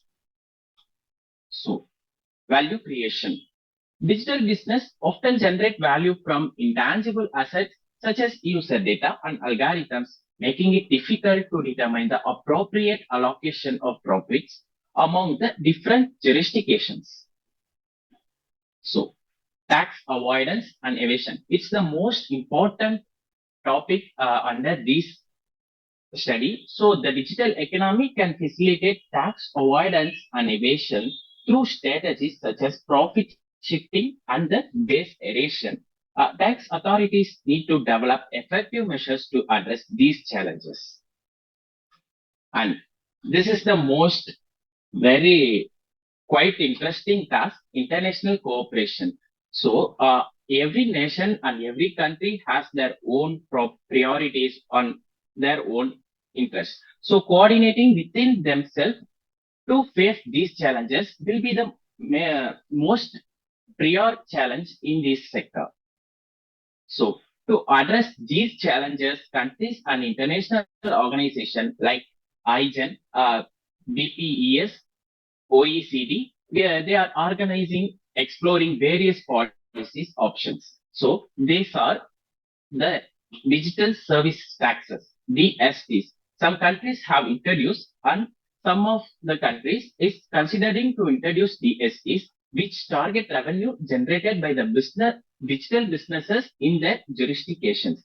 DSTs have been criticized for their potential to create trade tension and double taxation.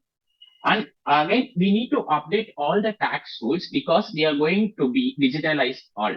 So countries are considering updating international tax rules such as the OECD. We all know about the OECD Organization of Economic, and BEPS initiative to address the challenges of the digital economy. So, unified approach. The OECD is working on a unified approach to address the tax challenges of the digital economy, which aims to ensure that digital business are taxed where they created value. And this is the most important one, data sharing and transparency. So we have to enhance the data sharing and transparency among the tax authorities so it can help combat tax avoidance and evasion in the era of digital economy. So for the future outlook and conclusion, so we need to digitalization as the future of economy. So we need to digitalize all the economy in the form of digital. And importance of addressing tax challenges. We need to give importance in addressing all of the tax challenges here in every form of possible ways. Like we have to address these challenges in summits, conferences, etc. Need for collaborative solution. As I already mentioned, we need to collaborate with everyone, I mean every nation, to give a better solution for these problems. Call to action. We need to call the stakeholders itself so they can understand the tax challenges and we found a solution from the basic stakeholder to a MNCs. We conclude. In conclusion, the digitalization of the economy presents both opportunities and challenges for the tax system worldwide. While technologies have enabled the business to operate more efficient and reach global markets, they have also created complexities in taxation due to the intangible nature of digital transaction and easy the cross-border, that means overseas operations. Thank you.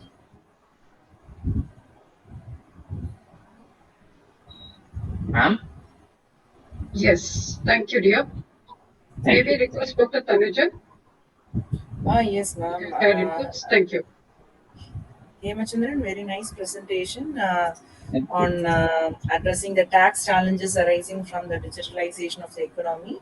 So Yeah. you have pointed about the digitalization of the economy and also the tax transparency focused on that. You rightly pointed about that the role of tax transparency and the exchange of information, which is very vital in the fight against tax evasions and other illicit financial flows. And also you have clearly explained about the digital transformations, the innovations, and then generates efficiencies and improves services, and which also boosting more inclusive and sustainable growth and enhancing the well-being. And also, you talked about the focus of OECD, G20 base erosions and profit shifting projects, and those things you have pointed out. Yeah, it's very. We are very. Thank you for sharing your very clear content. Thank you. All the best. Yeah, Thank you. Thank you. Yeah, thank you. Thank you, ma'am. Thank you. That was a wonderful presentation, Hemachandran. And yeah, it almost, as ma'am was mentioning, it had covered almost all the points which are more related to it. And only few, as you rightly mentioned, the digitalization of the economy, when we talk about, has been significant, have had through the process from the past to the future, present and the future. It has significant challenges for the tax authorities worldwide. It's not about one particular country that we're talking. It is in the globally. It has definitely had some challenges, particularly in ensuring the multinational digital companies pay their fair share of taxes. As we all know, like there is always a place for one man's need, but not for a man's greed. So that's Yeah. where thing makes a difference. As we expect, the main thing is streamline the system, which is so seamless in these companies, which should have a fair share of the taxes to be paid, and anyone with due concurrence to it, with due adherence to it, follow its compliance and the norms that are expected as not only as a citizen of a country, but also as a global citizen as well. Then moving ahead, when talking about the updating the taxation rules, like that were designed by the pre-digital economy, that's a key thing that there is a transformation, and one of the challenges is updating the international taxation rules. These taxation rules, which were designed in the pre-digital economy era, despite often struggling to gel the balance, to bridge the balance between the digital business operating procedures across borders, as you rightly mentioned, globally. So this is where all the efforts are going underway to definitely to update these rules to better align with the digital economy. Otherwise, the whole effort will go, futile. So one such approach, which you really mentioned about organizing this economic cooperation and development, that's the OECD, and that's initiatives that aim to address this tax avoidance strategies by the multinational companies and also including those in the digital sector. As we all know, that when we start implementing the new thing, then this implementing digital currency should comply with the digital service taxes system. So some countries have definitely introduced and proposed for the digital services taxes as well as a short-term measure to ensure that digital companies contribute more to these tax revenues. End of the day, we are trying to target those companies which are not in complying with the tax adherences. So introducing this digital money, digital currency, and introducing the digital tax service system as we have implemented back over here in UAE, etc. So one such example, which I'm just taking as an example. So these are the typical target revenue generated with certain digital services with online advertising, how to capture the online advertising process which are going on, and the digital social media marketing which is going on, which has been through and through, which are just getting away with the taxation, the benefits which are through it. Whereas the other country, other businesses which are duly, adhering or, like following those norms which are required, they are all paying so much taxes where the other way of coming out. So we need to bridge up these gaps which are so prevalent in the society, and with minimum effective taxations which are involved in it. Such an approach could help us in the field and reduce tax competition between the countries as well. So, definitely, as you rightly mentioned, what is to be finally will make it successful is that engagement with the stakeholders. So engaging stakeholders, including the digital companies, policymakers, civil societies, and the communities is essential in developing an effective and balanced tax policies for the digital economy. So, of course, consultations and dialogues are going on, creating awareness, sharing platforms like this help us to identify the challenges, explore more potential solutions, and build on those consensus moving way forward. Thank you so much, Harihan. That was a wonderful presentation, and thank you. Thank you for being here. It's always a pleasure having you, and we would like to have you for forthcoming sessions as well. Thank you. Thank you. Thank you, my pleasure. Thank you. Thank you so much, Mr. Hemachandran PD, for your wonderful presentation. And I thank Dr. Srividhya Madam and also Dr. Tanuja for giving thoughtful comments about his presentation. Thank you very much, all of you. And we shall continue with our next session talk from Dr. Vishnu Padabose, but I would like to just confirm whether he's there in the session or not. He was, I think he's not. Internet problem. He's on and off. Okay. And Okay, no problem. So let's go with the next speaker. Mr. Jenna, are you ready? Jenna. Yes, ma'am. Jenna, will you be able to present it now? Or you need some more Yes, time? No, ma'am. I'm present now. Okay, so once again, I would like to tell about Mr. Jenna. He's going to discuss about tax and the environment. He's a student of BEEEE, a student chairman of Amit University Partner Representation of IGEN. Mr. Jenna, you can turn off your video, but you can share the screen for your presentation.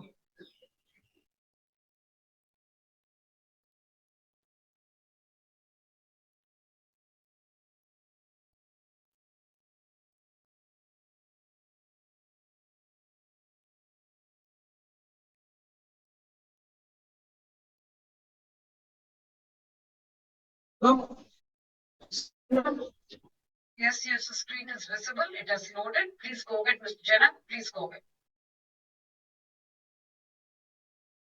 I would like to start my brief introduction. I'm sorry to Taxation interrupt. can significantly Again, there is some problem on his network, I guess.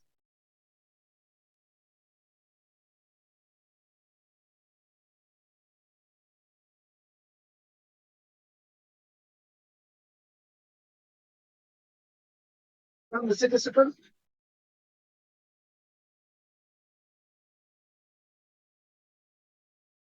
Ram, Yeah, your screen is visible. taxation policies can significantly impact the environment. Governments can use taxes as a tool to incentivize environmentally friendly behaviors and discourage harmful practices. Taxes can encourage businesses to reduce their environmental footprint. Additionally, tax incentives for renewable energy sources or energy efficient technologies can promote sustainable practices. However, the effectiveness of these policies depends on their design, enforcement, and complementary measure to address broader environmental challenges. Carbon taxes.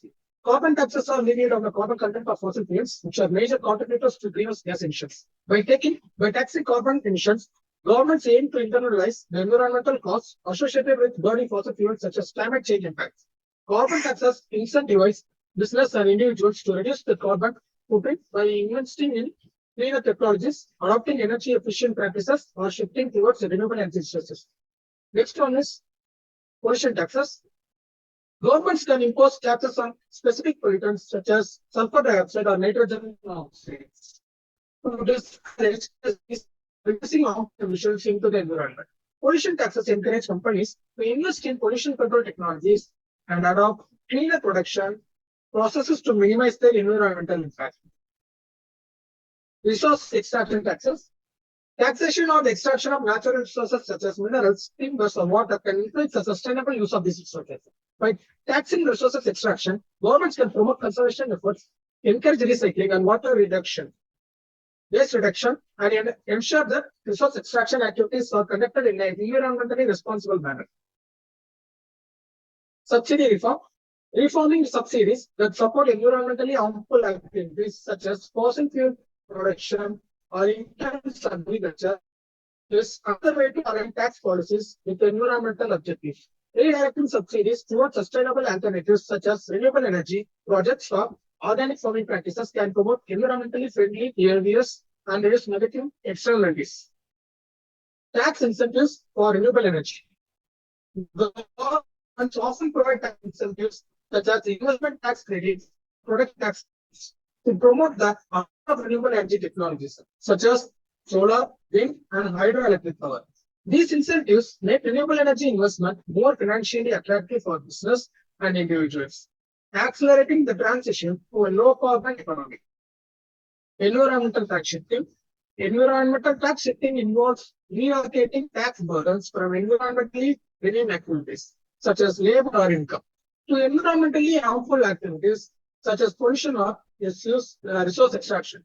By shifting taxes towards activities that have negative environmental impacts, governments can internalize environmental costs and create economic incentives for sustainable development. Revenue recycling. The revenue generated from environmental taxes can be used to fund environmental conservation programs, invest in clean energy infrastructure, or provide assistance to communities affected by environmental degradation. By earmarking tax revenue for environmental purpose, governments can ensure that the funds are directed towards addressing environmental challenges and promoting sustainable development. Conclusion. Overall, taxation policies play a crucial role in shaping environmental outcomes by economic sustainable behaviors and internalizing environmental costs. However, the effectiveness of environmental taxation depends on various factors, including the design of tax instruments, enforcement mechanisms, political and integration cooperation. That's all. Thank you, Mr. Jana. Dr. Srividhya, we would like to hear from you about this presentation. Would you like to take the lead and then I'll follow? Yeah, yes. Thank you, Jana, for your wonderful presentations. You have clearly explained about what are the important policies the government has to take to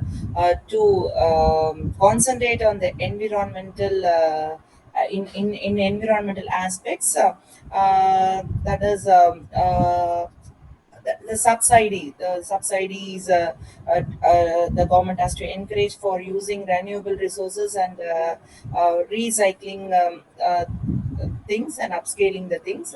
And also you have rightly pointed about the that is the pollution taxes which the industries are concentrating uh, for the pollutants like sulfur dioxide or nitrogen dioxide, which are very harmful to the environment. And also, you have rightly pointed about the resources extraction taxes for that is. That's what the circular economy says. Instead of extracting from the natural resources, if we are concentrating or if you are giving importance for the circular economy, so that directly have a great impact on the resources taxes. And the government of India also has used subsidized to support the various energy sectors in India. That is particularly in renewable energy target of 175 gigawatts by 2022, a goal that has been increased to 450 gigawatt by 2030. That point I just want to include here. And also, one more point I just want to include about the carbon neutral economy.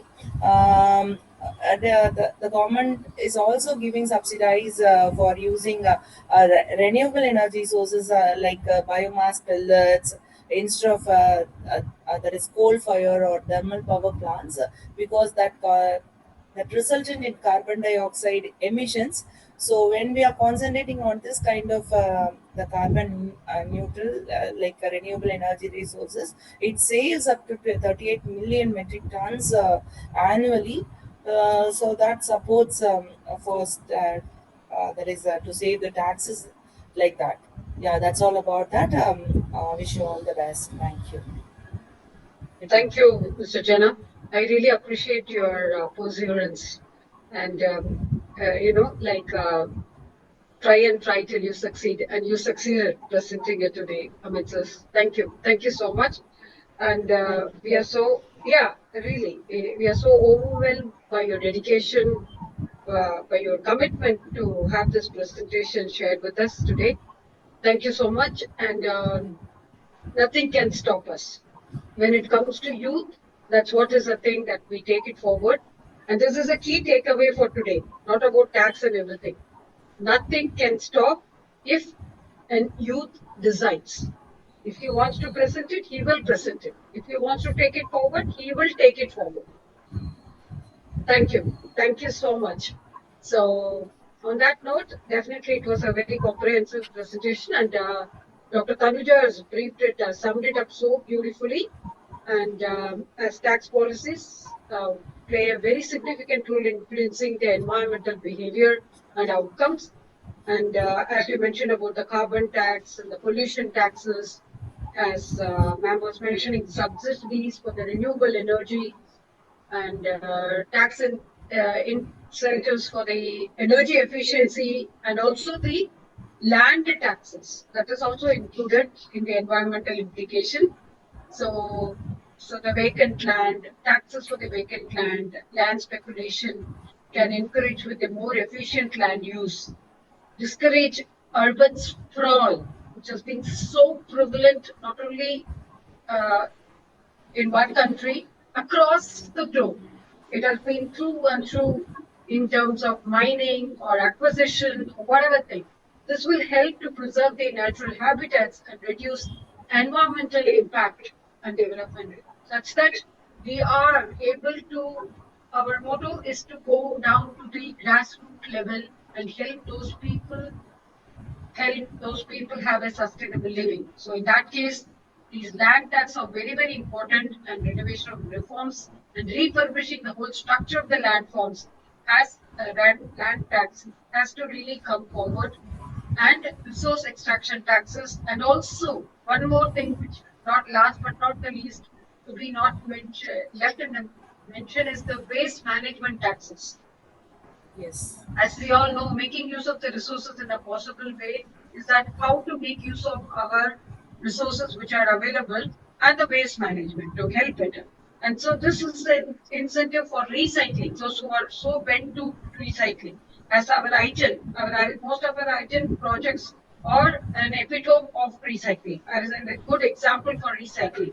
So for all these things, if waste management taxes also come in vogue, such that it can help in composting and on other waste reduction strategies, making landfilling and also like providing revenue for funding recycling programs and other waste management initiatives will also contribute to that. So overall, the tax policies can be or some powerful tools for addressing the environmental challenges by internalizing externalism. That is, we cannot keep the external factors and the influences or the catalysts which are contributing to it. We have to make it more inclusive, start working on that such that we are able to promote sustainable practices in terms of investments in cleaner technologies and the behaviors for designing and also for designing effective environmental tax policies with a careful consideration of economic, social, and political factors of the community, of the particular nation, of the particular state to ensure that they achieve the intended objectives, minimizing the unintended consequences, thus enabling for a sustainable economy and also for a sustainable future. Thank you so much. Thank you. Thank you, Mr. Nirmala. Thank you, ma'am. Actually, yes, madam, you have rightly pointed about. And one thing I just want to share it here. Practically, we have seen the reduction of the cost price. Actually, in our college campus, we are upscaling the flower waste instead of coal. So we have seen the cost reduction, the reduction in the price of the that incense sticks, and not only that, we are reducing the carbon emissions, and also we able to reduce the cost of the incense sticks. So naturally, it is a direct what it reduces the taxes also, right? Exactly. Yeah, Ma'am, this can be done in every single institution, not only with the MGR University. I'm talking about every single school, every single institution can do it.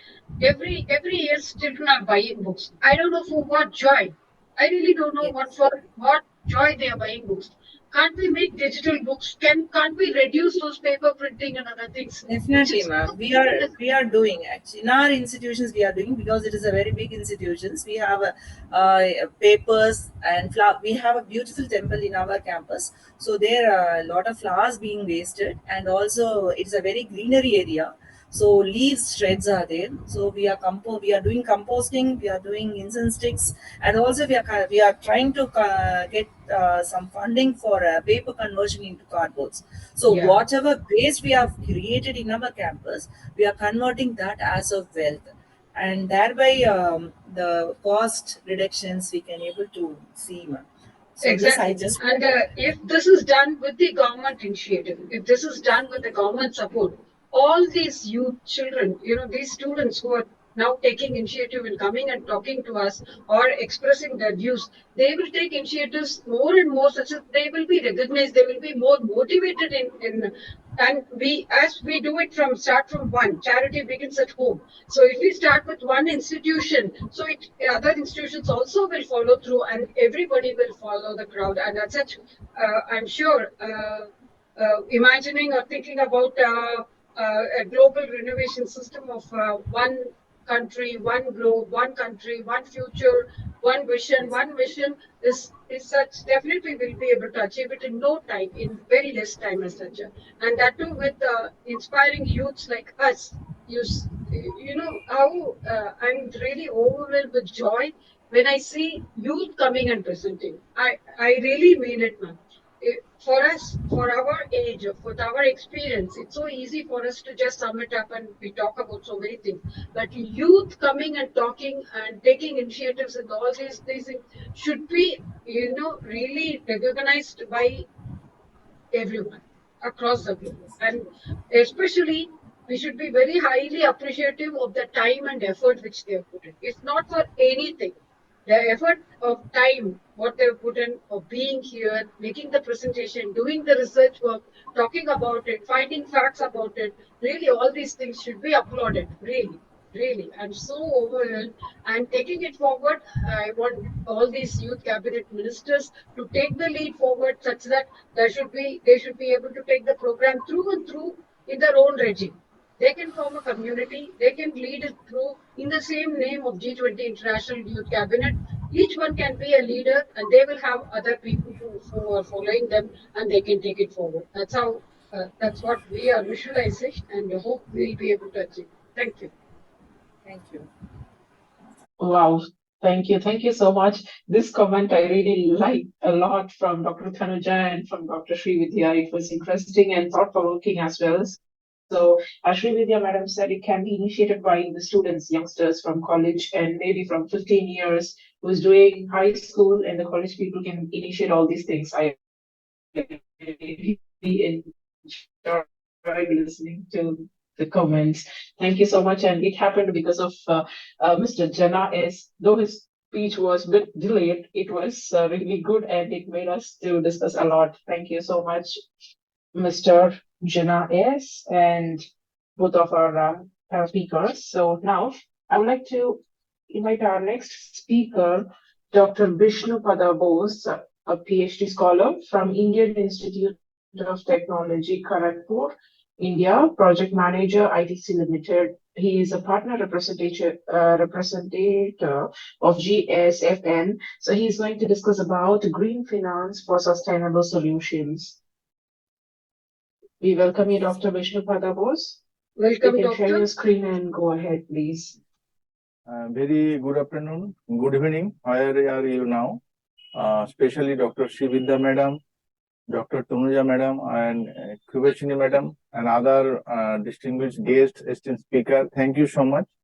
I express my sincere thanks and gratitude for giving me opportunities. Yes, I'm sharing my slides.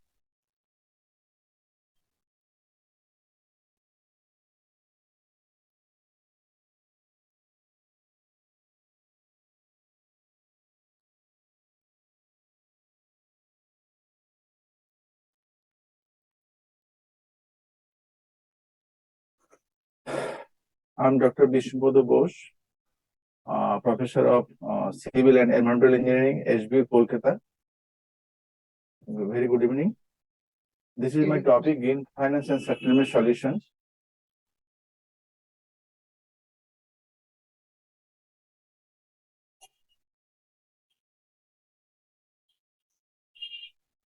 I think the slideshow mode is not running because due to huge fluctuation of internet. Dr. Vishnu Pada Bose, would you like to take our support? We can present it for you. Let me see. Now it's okay. It's visible. Okay, it's visible. Yes. If I'm facing problem, then I'll. Yeah, one suggestion is that yes, you have to freeze your video and then you can continue your presentation. Yes, yes. Yeah, thank you. Yes.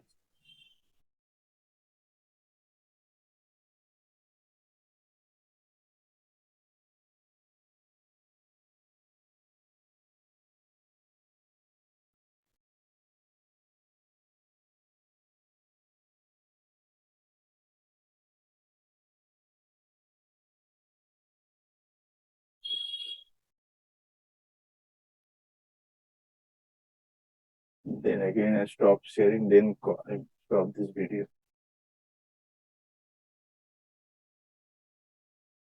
Yeah, now without video, it will definitely work. Sure. Yes.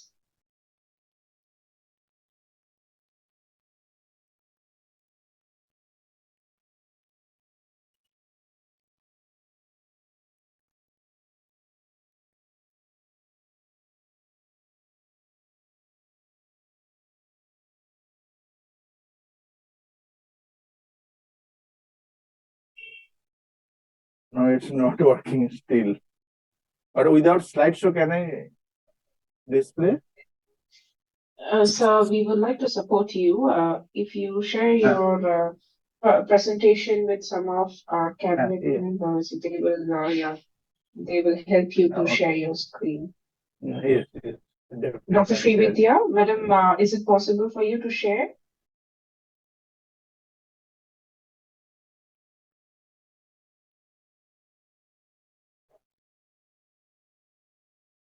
Please share your presentation on chat so that any Yeah. of our members will help you to share it so that you can present. Yes. Yeah, I've shared this in the chat box. Okay. So by the time we will, yeah, he's shared the file.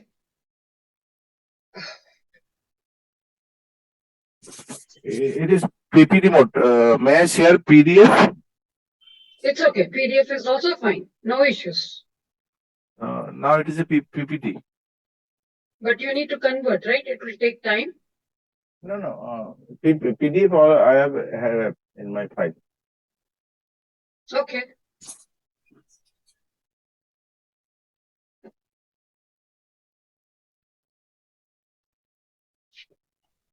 I guess today a lot of people are facing some problems in their network.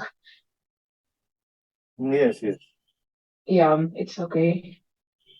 I hope Dr. Srividhya is supporting you to Yeah. Yes. deal with your presentation. Yeah. Thank you so much.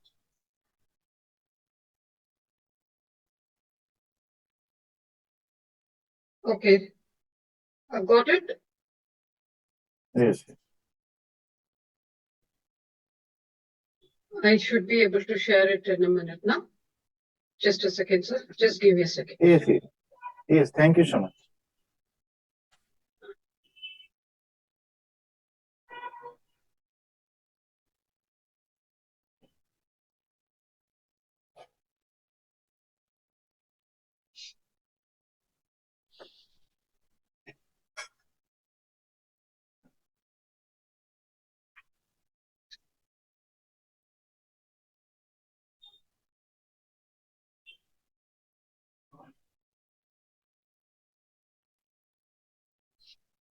Dr. Srividhya, I hope everything Yeah. is well on your side. Yes. Okay. Thank you. Just give me a second. 1 minute. Sure, madam.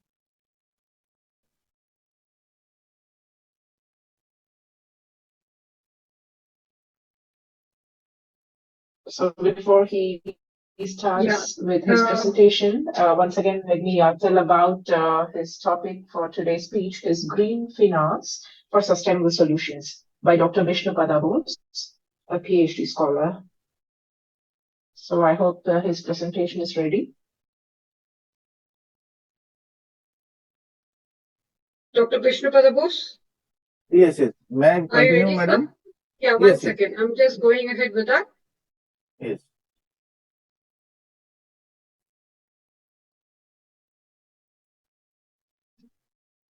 Yes, Yes. Now it is visible. May I start? it is with.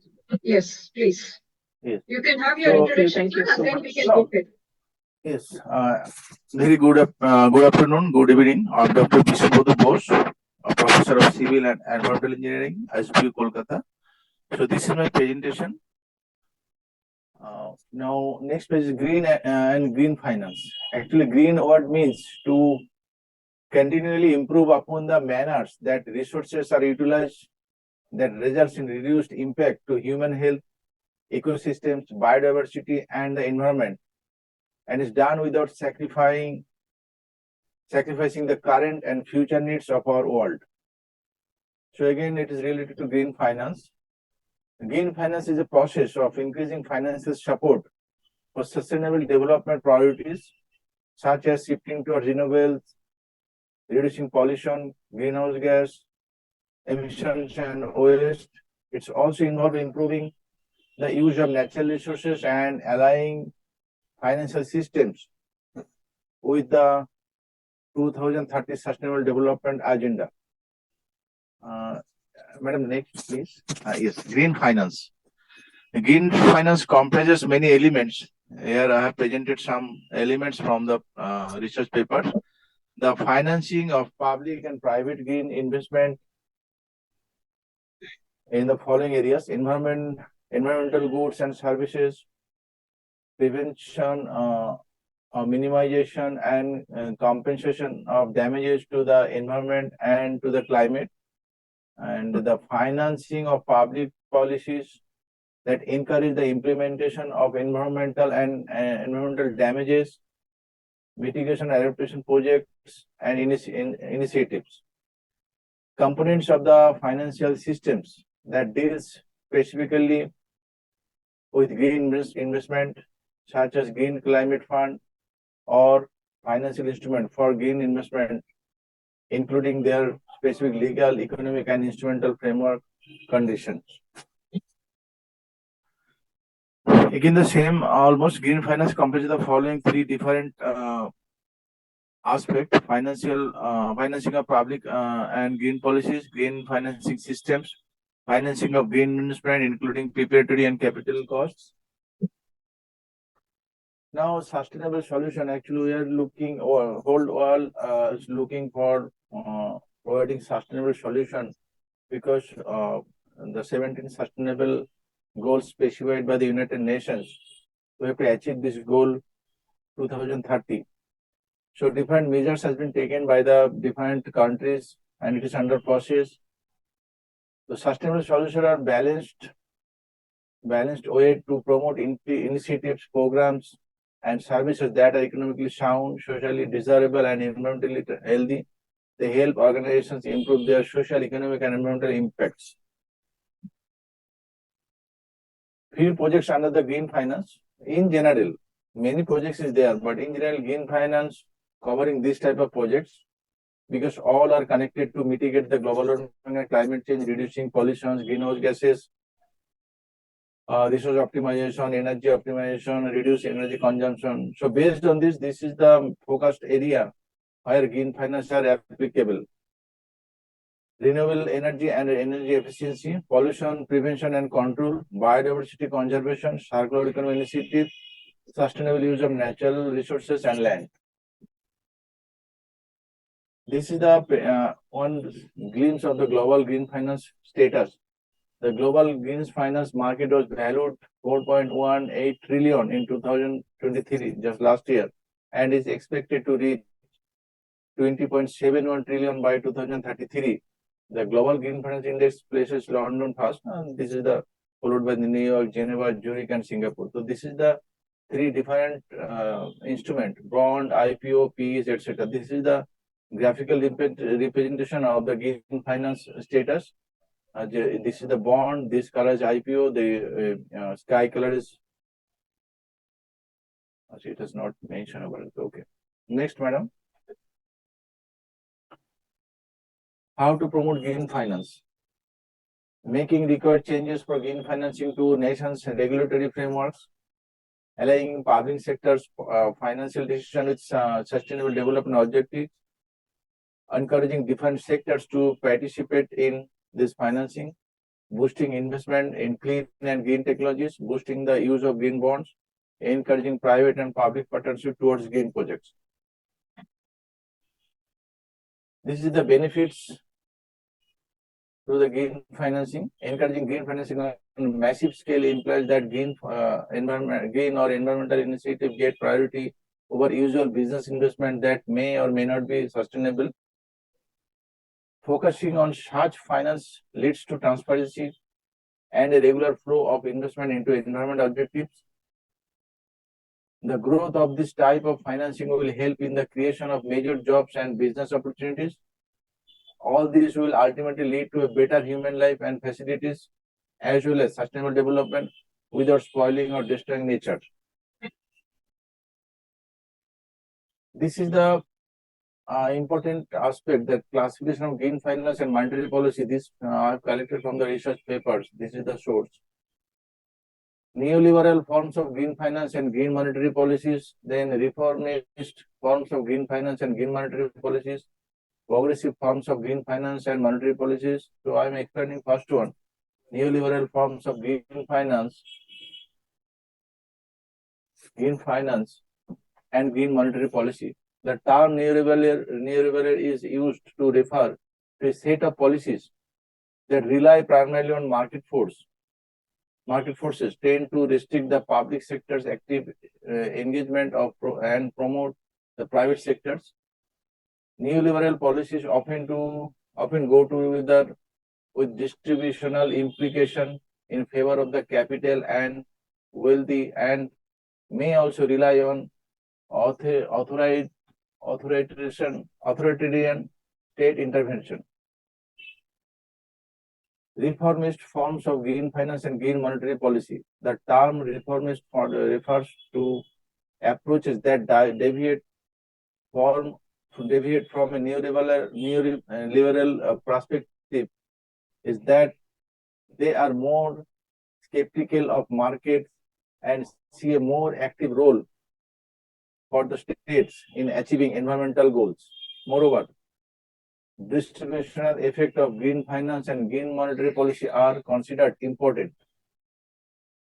Such reformist forms of green finance tend to put the cost onto private corporates and the financial sectors while supporting less wealthy households. Then again, progressive forms of green finance and monetary policies.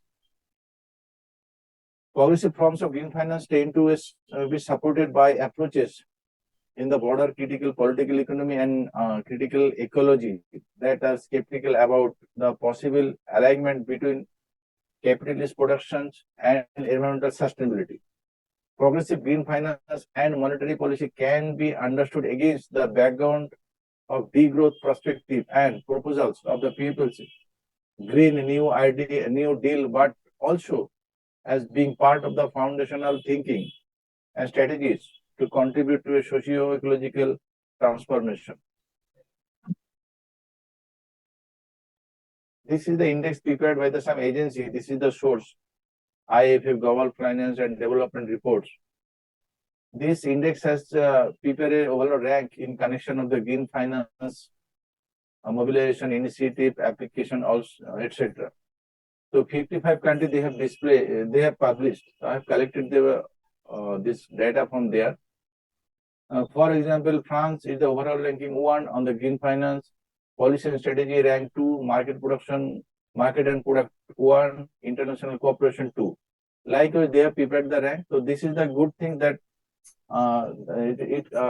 from this chart we can explore the status of the green finance across the globe. However, it is a 55 countries they have mentioned. Maybe this type of index also there in the research papers. Okay, madam, next. Yeah. Challenges to green finance. Of course, there is a challenges of the green finance in the context of outcome of the green finance mobilization. So often short-term time horizon of the investors does not match with the long-term green investments. There always remain an issue with regards to proper coordination, cooperation, and alignment of financial and environmental objectives. Each would like to pull the trigger to prioritize its own objectives.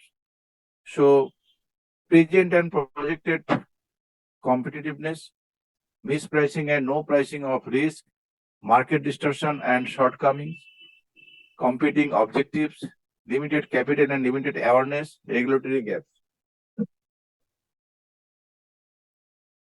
Again, this is a green finance implementing strategies. Although there is no single best solution for the various situations and projects that demand green financing, there exist a number of interventions and measures that may be appropriate for common constant and levels of development.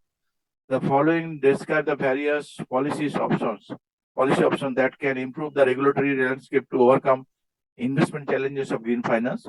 That is mainly 5 categories mentioned in the research papers: information building policy, environmental regulations, market for green finance product and environmental goods and services, public financing, government support targets only the early stage of development.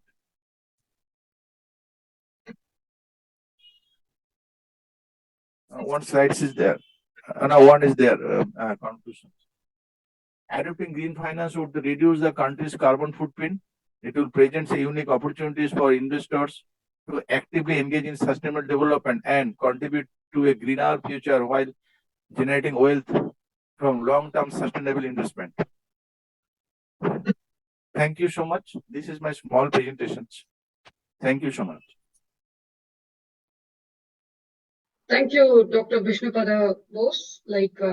As we all know, when there are few people who we can always rely upon, how much ever time it is, and they will never let us down.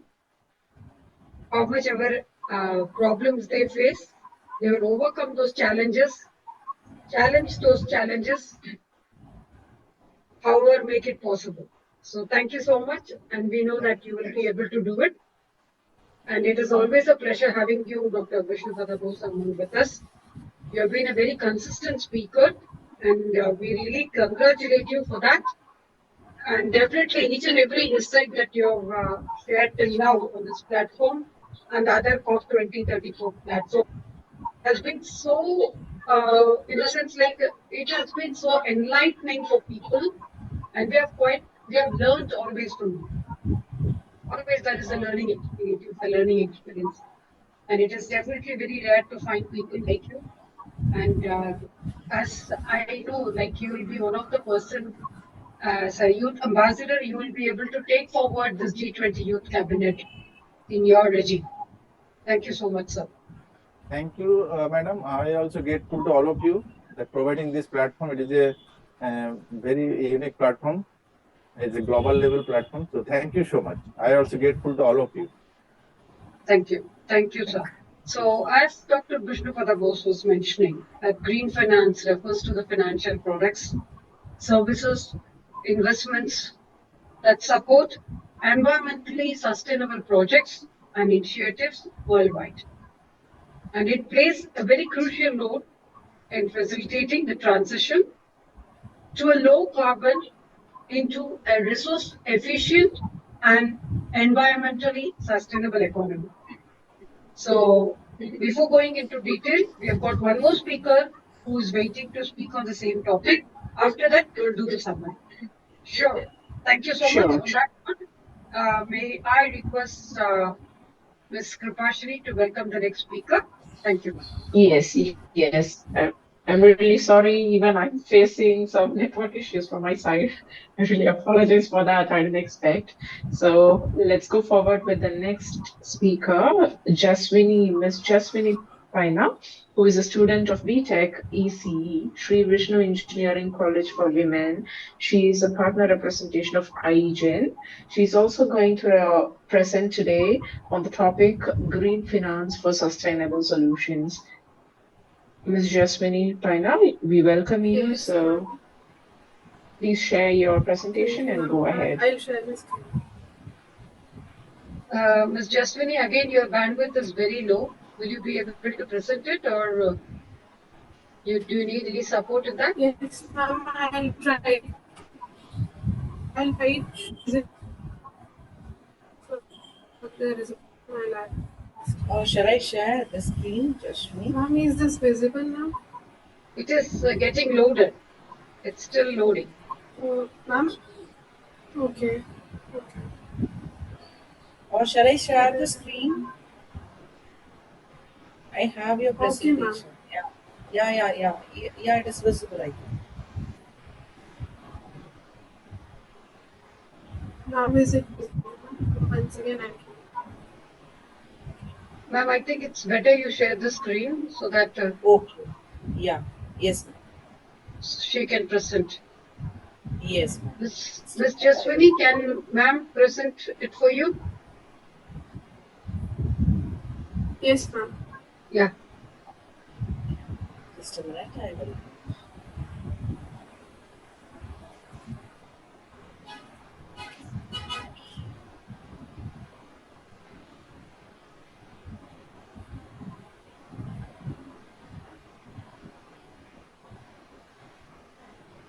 Is my screen is visible? Yes, ma'am. It is loaded. Maybe we'll have to take up. Yes, ma'am. Now it's visible. So, Ms. Jaswini, can you go ahead with? Yes, ma'am. Firstly, I would like to thank for this opportunity where I can speak about sustainability. So, I'm Jashmi Paina, currently studying BTech in Srividhya Engineering College Purban from Andhra Pradesh. So, firstly, I would like to talk about finance. Finance is solely concerned about economically or financial profitability, but coming to green finance for sustainable solutions, it expands its focus to environmental concerns and financial returns. So, here, as given, green finance for sustainable solutions is the financial support system driving projects that benefit both environment and economy. A definition given by United Nations for environmental program is that green financing is to increase the level of financial flows, that is from banking, insurance, investment, from public, private and non-profit sectors to environment-friendly developed priorities. So, what is the role in promoting sustainability by the green finance is that it encourages investment in renewable energy, green finance channels funds into renewable energy resources such as solar, wind, hydroelectric power, etc., that mitigates the climate change and also reduces the usage of fossil fuels. And then it supports energy efficiency initiatives. Through green finance, business and individuals can access funding for energy efficient technologies and practices, reducing energy consumptions, uh, lowering greenhouse gas emissions, and saving costs in the long run. And it also promotes clean transportation, like it facilitates development in building electric vehicles and public infrastructure and alternative fuel technologies like CNG and other fuels. And it also helps in reducing air pollution and reliance on non-renewable resources. So benefits of green finance is uh, both on economic and environmental benefits. Coming to the environmental benefits, green finance reduces the carbon emissions and preserves natural resources through investments in renewable energy and sustainable initiatives. And then economic benefits, where it creates jobs in green industries, save costs through energy efficiency, and promotes long-term financial stability by investing in resilient infrastructure. And while coming to the real-life examples of where green finance is used, it is used in renewable energy projects, like I've already mentioned, in wind, solar, and other uh, power generation units. And coming to the energy efficient projects like in buildings, industries, and infrastructures, and also in sustainable infrastructures, where investments are made on infrastructures that promote sustainability, such as public transportation, wastewater management, and etc. And it is also involved in investing, where it means making investments with the intention of generating positive social or environmental impacts, where it involves sustainable agriculture and clean technology. Uh, and some green instruments that are used are green bonds, green banks, community based green funds, carbon financing. For considering an example, in recent days, we have seen Bangalore where it is a shortage of water is happening. It is solely because I think it is because of unplanned urbanization where lakes are dried up due to the improper planning and infrastructure building. So whatever development is made, it must be in a way that it helps the economy as well as the environment. So the future of green finance is growth and innovation potential, where uh, the green finance sector has vast growth potential driven by increasing global demand for sustainable solutions. And continued investments must be made so that it does not affect the future generations, like it is like if we are using the resources and making investments on infrastructures that are unplanned and exploiting the resources, there would be no resources left for our future generations. So, and also collaboration must be made where collaboration among diverse stakeholders is vital for maximizing the impact of green finance initiatives, accelerating progress towards sustainability goals. And then I would like to conclude this this session with a quote where green finance for sustainable solutions is like planting seeds of prosperity in the soil of our planet. It's the financial nourishment that fuels initiatives aiming to protect and preserve our environment while fostering economic growth. Thank you. Thank you so much, Ms. Jasmine Paina. So let's hear from Dr. B. Tanuja and followed by Dr. Srividhya. Yeah. Thank you for your nice presentation, Jashwini. I'll just share my screen. Yeah, yeah, you have addressed about, you have related the green finance with sustainable finance, and also you have talked about the solution, how to achieve that, particularly the green bonds. So that was really great. How to achieve that? So actually, in 2020, $270 billion was spent on green bonds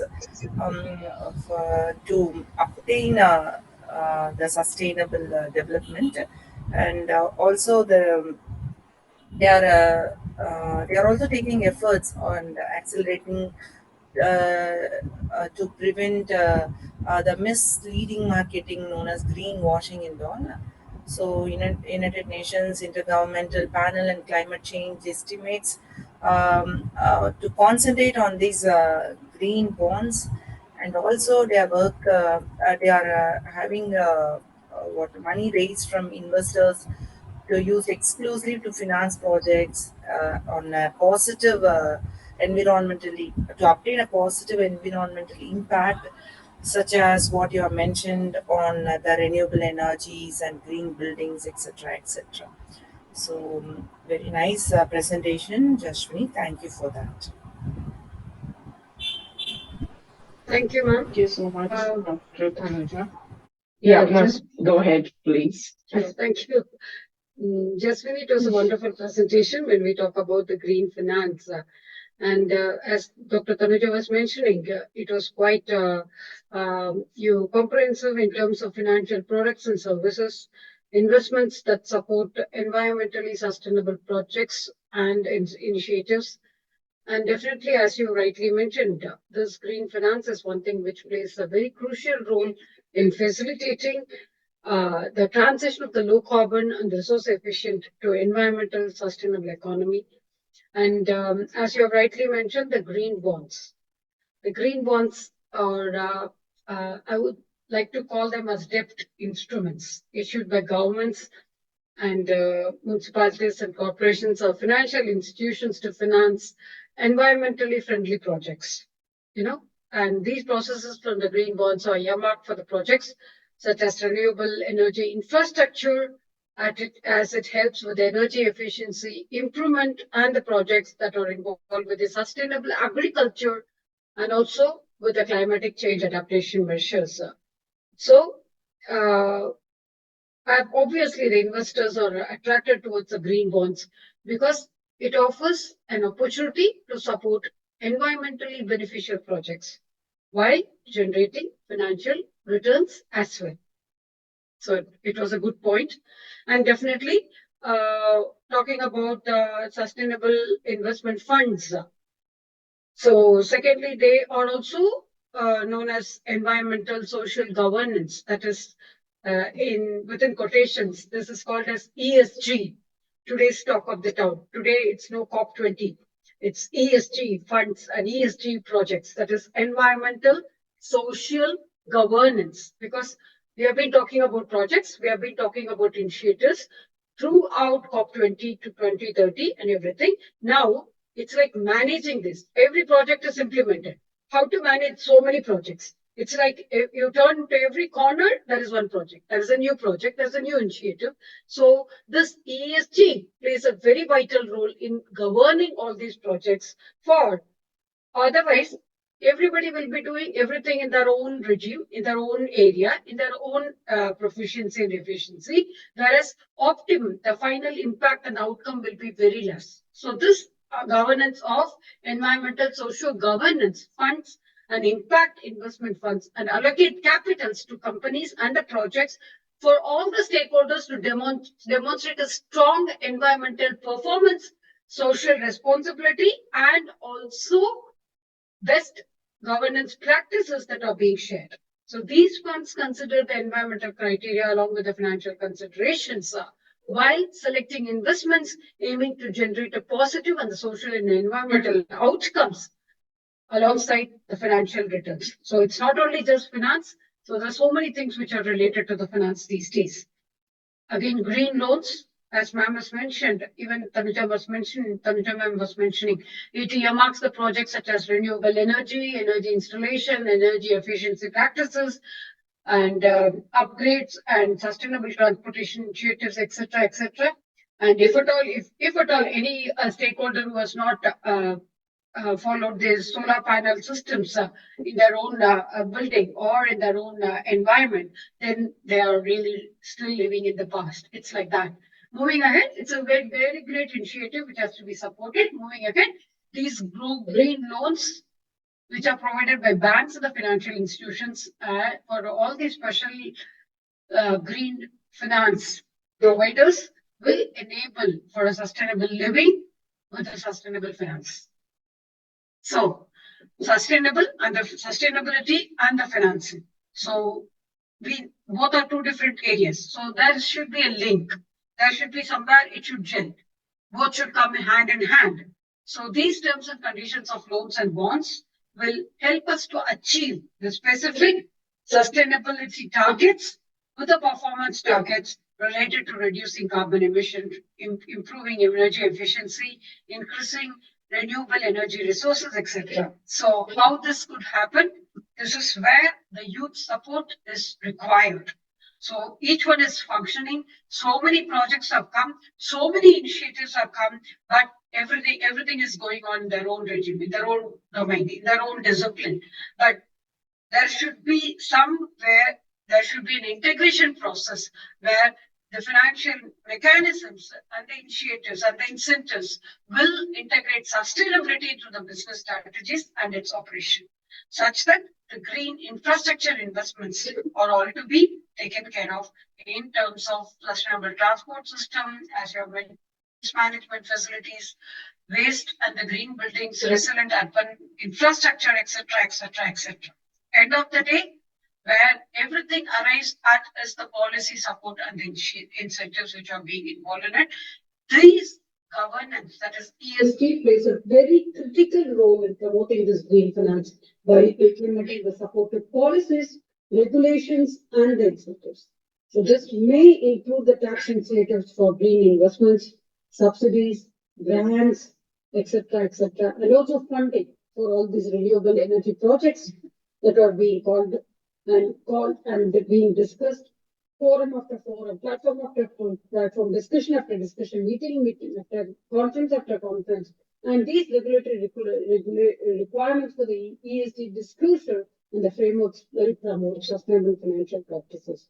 Overall, you can sum it up saying that the green finance offers a range of financial instruments and investment opportunities to mobilize the capitals towards environmentally sustainable solutions by challenging these investments into the projects and to address the pressing environmental challenges, and the green finance contribute to the transition to a more sustainable and resilient economy. So thank you. It was a wonderful presentation. So we open the forum to all the speakers and anybody who wish to contribute before we submit it, because we have to submit it for 3 headers now for all the 3 topics that we're talking about the finance. So I will come in the last 2 for the summary. So we'll talk with anybody who would like to take the lead. If it's Tanuja, I'll be very happy. I think Roshni, she want to add some more parts. Ms. Roshni, please Roshni, go. Yes, ma'am. I'm here. Am I audible? Yes, you are audible. Please. Actually, I'm personally interested to talk on this topic. Why? Because this is really sensitive and also so interesting. And also, I'm an electrical engineer, so comparing my kind of points with along with the charcoal pricing nearly matches with me. Why? Because as an electrical engineer, I There is a use small request here, please, if I can. If you have a presentation, you don't need to open your video. But if you're going to just talk, at least we would like to see your face. Is it okay? ma'am, actually, I'm traveling back to my home. I'm Okay, please go in the ahead. middle road, so I couldn't. That's Please go ahead, dear. Please go ahead. yeah, actually. So, as I'm an electrical engineer, I used to go for visits like power stations and all. There, once I visited a power station in Chennai, they said that actually they had two units for generating power using coal, but then one unit was shut down because of loss, not because of any manufacturing errors or damages. It was shut down only because of the loss, and that caused because of reduced tariff rate. So, as per news, in the year of 2021, tariff rate in Tamil Nadu was reduced from 8 rupees to 5.50, which actually led government and also the power stations to face a very big loss. Why? Because we are not having much coal near our place. So we used to get it from other countries and other states too. So we have to pay for the coal and also for the export and import purposes. But then, while reducing the tariff rate and reducing the current supply, we are in case of increasing the power supply, we are trying to reduce and we are refusing to pay amount for the current we are using. So, seeing this from a middle class people or lower class people side is actually right. Why? Because the monthly salary we get is really low, and that is well enough for paying our loans and EMI and all. So, how could we pay this? But then, seeing from higher class people, that's not a big matter for them. But they refuse to pay these taxes and all, and that is indirectly affecting all the people by increasing the price of daily routine products, especially vegetables, fruits, and dairy products, and also increasing the current bill. So everything we face here comes under one single point, tax. So for middle class people, taxes is a very big thing. So many families doesn't know about paying tax because their annual income is very low. But then for higher class people, tax is very simple, but also they refuse to do their responsibility, which is indirectly affecting all the people and also our government too. So hiding money and skipping taxes are very it's a very big thing, and the poor thing is we know that all these things are happening, but then we couldn't do anything. So lots of issues are in between, but only one suggestion from my side is we have to accept that we have to pay for what we are getting. So just by simply refusing and striking that I cannot accept this increase of power supply rate and all, we have to reduce the power consumption, but we are not doing that, but also refusing to pay. So this is a very big crisis for government and also for the power stations. Not only in Chennai, in all states, in all districts, we have this issue, and because of that, we are shutting power frequently just to reduce production of power. But we are fighting for that also. Then how could government can provide a good power supply, and how could they be? So the debts and the losses of a government is increasing day to day, and that is the main reason for increasing a price of our daily products. So anyhow, this is coming under tax, I said before, and then like I felt of saying about this thing under this charcoal pricing because I came to know about this from my engineer where I went for my project also.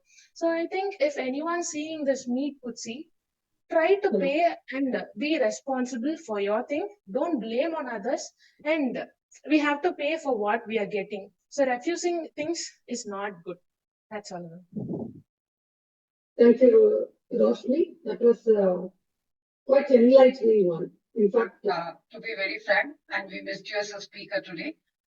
Well, I do agree with you, but on that note, I have a request because as an educationist, I always relate to I tend to communicate with so many people across. So whatever good practices which I could see, I wish to share it with everyone. Say, for example, the schools over here in this part of the globe, where I'm living, our buildings are all air conditioned. Of course, it's not a luxury that we're talking about. It's a facility, basically. Otherwise, we cannot stay indoors. So the thing is, the AC is on all the time, lights are on all the time, and it's a basic. It's not a luxury. That's what we should understand. Our lifestyle is that it's not a luxury; it's a basic facility. So we have introduced a sensor system of switches. Like as you come in, only when the person comes in, the sensor ons the switch, and if the person moves out, the sensor off the switch automatically for all the things. And moreover, all switches are more or less like centralized. So when a person enters, all switches will on. When a person moves out, the switches will go off. And in other words, otherwise, moving ahead, India can take the help of Google and they can activate it with Google. Like as you know, like the Google instructions are given, Google on my light, off my light. So you don't need to have a person doing it, or you don't need to do it. The Google does it for you.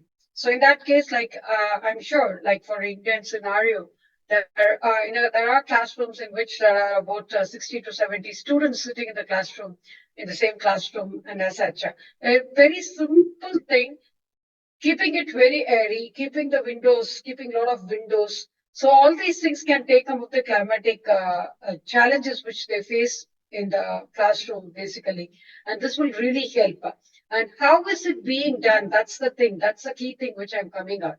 For this, every school has appointed a student community who just monitors this, and their task is to reduce the electricity bill for that particular school. So the students are working in a committee, like basically it's a student committee, which is they are called as eco warriors. Their job is just to reduce the electricity bill of that particular school.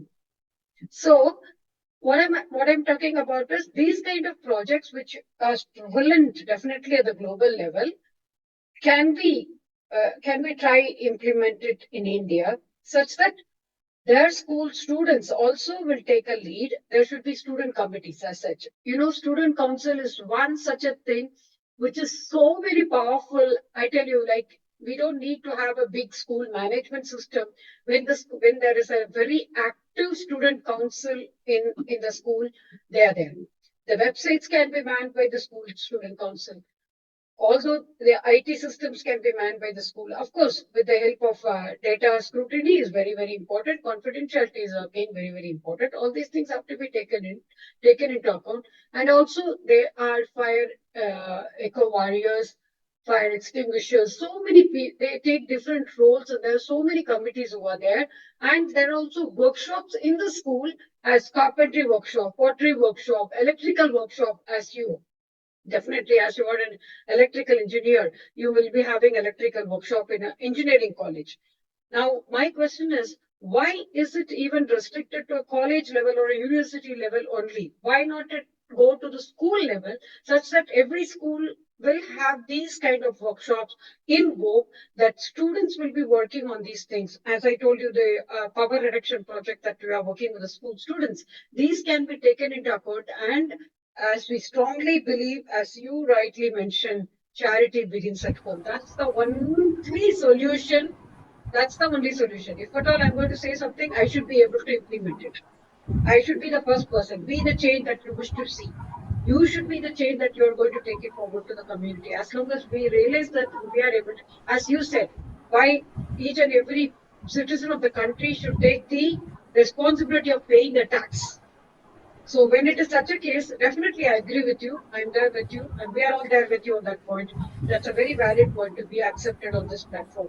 So if each one of us will become responsible, not only to take care of ourselves but also to the community. If at all I find something very challenging, or as a solution provider for the existing challenge, immediately I should go to the rooftop. I should go to the roof of my house and say it so loudly to everyone so that everybody can hear it and everybody can make use of it. Whereas this is not happening in our country, unfortunately. If at all I find something, I just keep it within myself. I will not let my even neighbor know it. So those kind of tendencies, even a very small thing, that will really catalyst the change and that will really take us move forward. Hope everybody will agree with me. Yes, Tanuja. Yeah, yes, ma'am. Yeah, well said, rightly pointed. And today's talk really amazing, and all the pointers the speakers they have talked about the tax and environment and the progress with carbon pricing, and also they have addressed on green finance for sustainable development. Yes, sir. That is for sustainable living. The, all the industries, institutions. And also each and every individual they have to they have to follow their own responsibilities, the industries and institutions they can create a regenerative supply chains, and also they can track and measure the carbon footprints, and also Yes. they can concentrate on energy efficiency audits, and they can go for paperless office, digital business cards, and they can invest on green technologies, and also they can implement all the 3R principles: reduce, reuse, and recycle. If all these sustainable practices are done, carried out in the industries and each and every institutions, definitely it will be it will be reflected on the taxes also. So naturally the resources prices what they are using will be reduced, and it will be much helpful for the publics. So that's what I just wanted to convey my point here. So, for which this forum is for the youth and by the youth. You have mentioned in the early. So each and every youth they have to take this as a responsibility, and they have to follow in their real time practices, because all the resources what we are using, we are paying for the resources, because in a few decades back all the natural resources obtained free of cost, but now the air we are getting, it is also we have started buying, and water we also getting without any money. We not able to get a pure water, clean air, and soil, enriched soils, all because of this natural deployation, because of excess use of natural resources. So only thing, if you want to obtain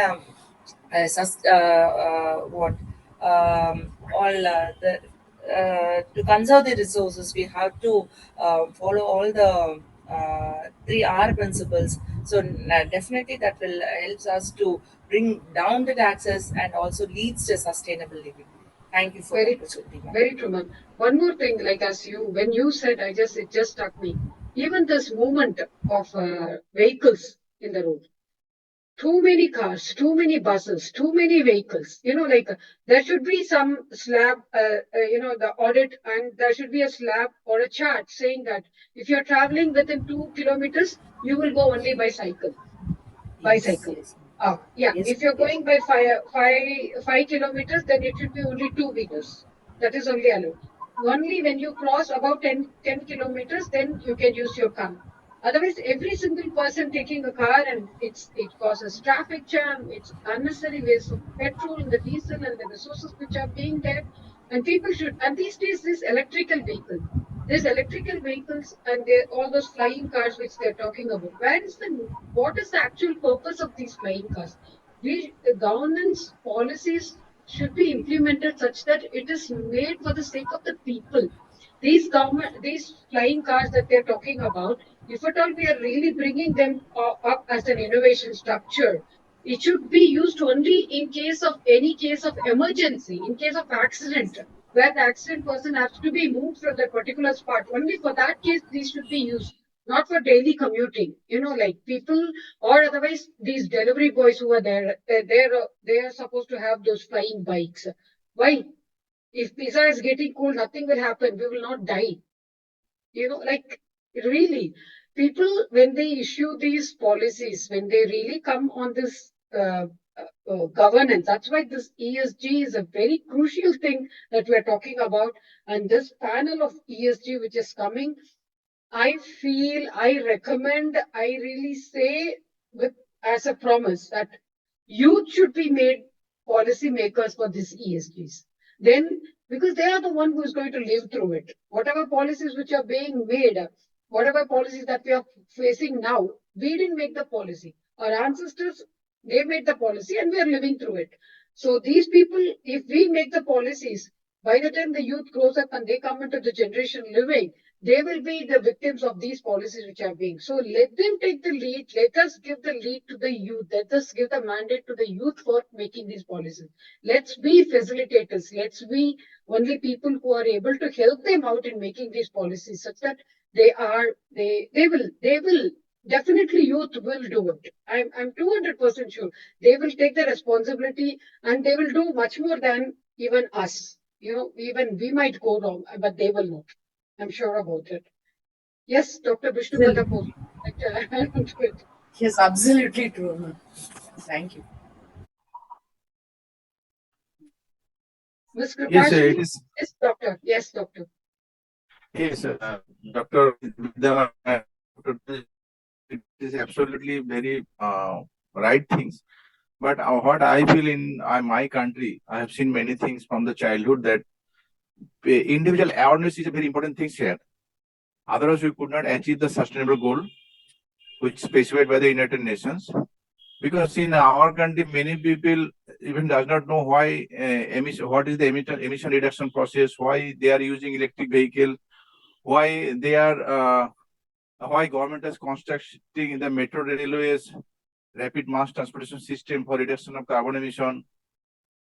That is lack of awareness is there in our country, I feel, because it is the largest second populated country. So government, theoretically everything has different, but in reality it will take time. Because I have seen that from childhood, the 1980, the metro started in India. Still, the metro's construction is going on in cities. While United Nations has dictated that Stockholm Conference 1972 to introduce rapid mass transportation system across the globe. So still, this is the problem in our country. Another thing is, in India, many resources is there, but still thermal power plant exist in the country. They are producing energy. Government not able to cope up the situation because not able to introduce the many renewable power plant like wind, solar, hydel. Hydel already saturated in the north frontier area. It is sufficient. Hydel power plant is there in whole Himalaya region. But it will taking time to install nuclear power plant, solar and wind, geothermal, tidal power. This is the difficulties in our countries. So, of course, we are talking about shifting to renewables, but I have seen how difficult for the government shifting to renewables. As on date, I think it is almost around 20% government has able to shift it towards renewables, I think. The 80% power still in non-renewable sources in our country. So definitely strict policy must be there. And at the same time, infrastructure development also a separate dedicated department must be there. So this is all falling under infrastructure. Say green building policies. It is not there in India. As just a few minutes back, you have told that energy consumption in the building, wind, natural lights, all are part of the green building systems. The Indian government not able to form the policy to build in so that is one deficiency. Feel that mainly, I think constitutional things also involved over there. Say German, France, South Korea, they have doing something different way, executing something different way. Prompt execution is there, but in India it is a very delayed conditions. I think hope in now gear up the everything in our country. We'll hope that very soon it will cope up the situations and we are able to shift maximum portion to renewable energies. That is the main things. Ultimately, point is one, reduction of the greenhouse gases, mainly. So Thank in you, this Dr. context, I could say one thing that recently I have engaged as a partner of a entrepreneurial venture at Singapore. That Mr. S. Bhaskaran, I think I have explained your this platform. Maybe next week he will join here. He has developed one mobile apps which could track the carbon emission for every individuals. Every day, every week, every month, you can get the results. If this mobile apps he has developed. I was coming to that, and good that you mentioned. If I can add on to your last thing that you said about Dr. Bhaskaran, who has developed a mobile app for energy emission. In schools, we used to have one time called as DEAR time, DEAR. Okay, that is whatever you do, drop everything and read. The bell goes. So wherever you are, whichever learning environment you are in a classroom or a playground, drop everything and read. So that's the DEAR time. I feel this DEAR time, this came up yesterday evening to me when we were observing this Earth hour. Because this 1 hour that we have just observed as Earth hour has saved so much energy. So in that case, when you are able to save so much energy once a year for that one particular hour, which is called as Earth hour, in one particular country, which is possible, why not we have this as a DEAR time? Drop everything and rest. Whatever you're doing, do stop everything and rest. Wherever you are, just sit and rest. You don't need to do anything. First, off the mobiles. This is the very culprit. This is the biggest thief who is taking away so much of our time in this current world. So drop everything and rest, and let's save energy. It's for saving energy that we're talking about. Drop everything and rest. That's called as DEAR time. Of course, towards the end of the day, when dinner time, everything is over, of course, we should have regulated office timings and working hours. All these things are there definitely. Taking into consideration the major, what do I say? What is it called? Major portion of the people who will be able to do it. So taking into consideration of that particular population, majority claims. So this kind of system, if it comes, we will be able to save energy so much. Vehicles will stop. Yeah, definitely. And electricity will be saved in that particular 1 hour, and it should be done on consistently on every day. Every day it should be done. So that we can really save energy and we can think about it, Tanuja ma'am, please take it forward to your engineering college. Let's start doing real time. Starting from Sure. Yesterday IGEN we celebrated Earth Hour by switching off all I the know. lights Exactly. Exactly. yes. So my husband was asking, that's what is the thing. I was asking, why is it so? Then I said, it's deer time. Why do you say it's deer time? It's not Earth hour, it's deer time, our own deer time. So drop everything and rest. It is time to rest. So, so something like this definitely has to come such that people, there will be change. That's the thing. That's the only thing. Be the change that you wish to see. If at all we need to bring, we're talking about change, that should start within ourselves. That's the thing. So definitely it's a wonderful session, and we really had a good session. I feel so. So I'm waiting for Ms. Prabhashini. Yes. I don't want to take much time of yours. All your words were so thoughtful today, but I would like to add very few points, whatever I have observed from today's session. And I especially appreciate Ms. Roshni. I always admire at her, presentation. Whatever she speaks, it's really a thoughtful thing that strikes my mind. So today people were dealing about the tax and the environment, green finance, waste management, energy efficiency initiatives, like reducing carbon emissions, etc., etc. So by all your comments, what I personally felt was when for example, if we are going to a conference, on each different table, we place different small bottles. Those are plastic bottles. Even those things can be avoided. We should reduce our usage of the plastics. So this is also one of the small things, though we know we are not implementing. So we used to go for a lot of conferences and we deal with a lot of tables, like 10 to 20 tables, which contains a lot of bottles, plastic bottles. even that can be avoided. That is the first small thing we can do. And yes, and the second thing is those who shower in the washroom, I mean the shower. We never knew for how long we stand under the shower. That is also one of the reasons that we waste the water, you know. So those things also we should be aware of it. And as Dr. Srividhya madam said about the vehicle usage, they use a lot of fuel, and that is also considered as conservation of resources. So in that point, in France, it's almost 10 years, I guess, they have introduced a concept called as co-voiturage. It means a common car facility, so where people can share. So even in India, they have a share auto. I mean, we have share auto. Same like that in France, they have introduced co-voiturage just to reduce the usage of fuel. So I hope even in the other countries, it has to be initiated so that we can save fuel. And the other thing is using tissue paper.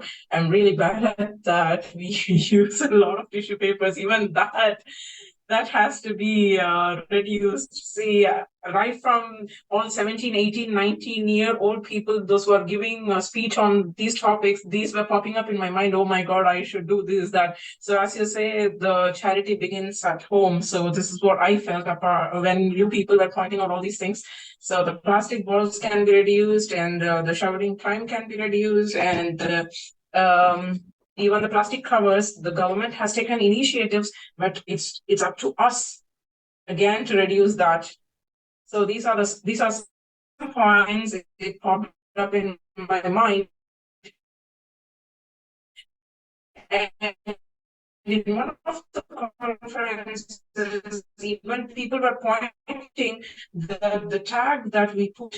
The small color of the tag is in the topic which was discussed long. I wish all these young speakers to put everything in actions. Every week I started telling this because I admire at these people like 18, 19, 20 years old people. Yeah.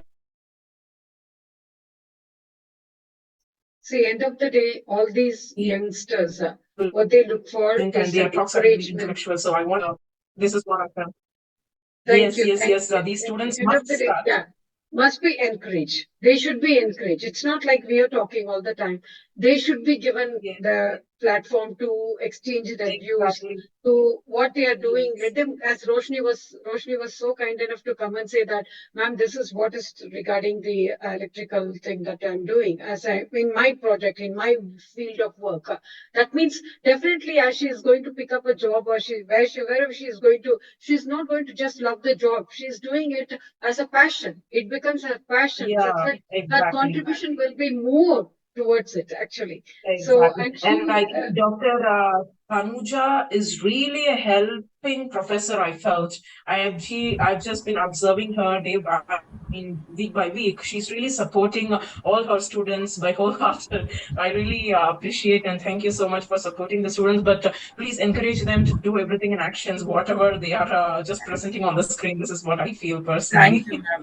Actually, in our institution, we are following all the SDG goals. Whatever projects we are doing, it is all based on the SDG goals. So, so each and every student, it's very proud to share it here. So we are supporting the students, and students, they are very interesting. They are very much interested to do the projects because it is community based, and then for their benefits, for their universe, they are doing. So with passion, they are doing the projects. So this happy things, I just want to share it here. Thank you. These people are going to reach heights. Yeah, thank you so much. Really. They should actually. And as some of our even Ranjan, today he was asking me like, ma'am, can I come late because can we start the session little late? I said, no, sir, session will go on and you can join in late, definitely, no problem.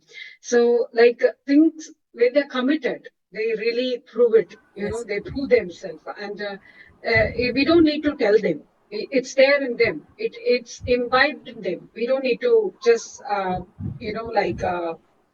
give them reminders, telling them again. And I feel that these days it has taken the reverse table. Only elderly people have become so very reluctant in doing things. I'm sorry to say that. Maybe I'm wrong or whatever thing, but still, that's what I feel. I always love students. I love working with the younger generation. As such, I feel that they are somehow very dependable, very, very dependable. They will never let you down. Even if you just give them one simple task, somehow they will do it. They will do it. And the only thing is what they needed a little pat at the back. Yes, come on. You are a champion. Come on, go ahead.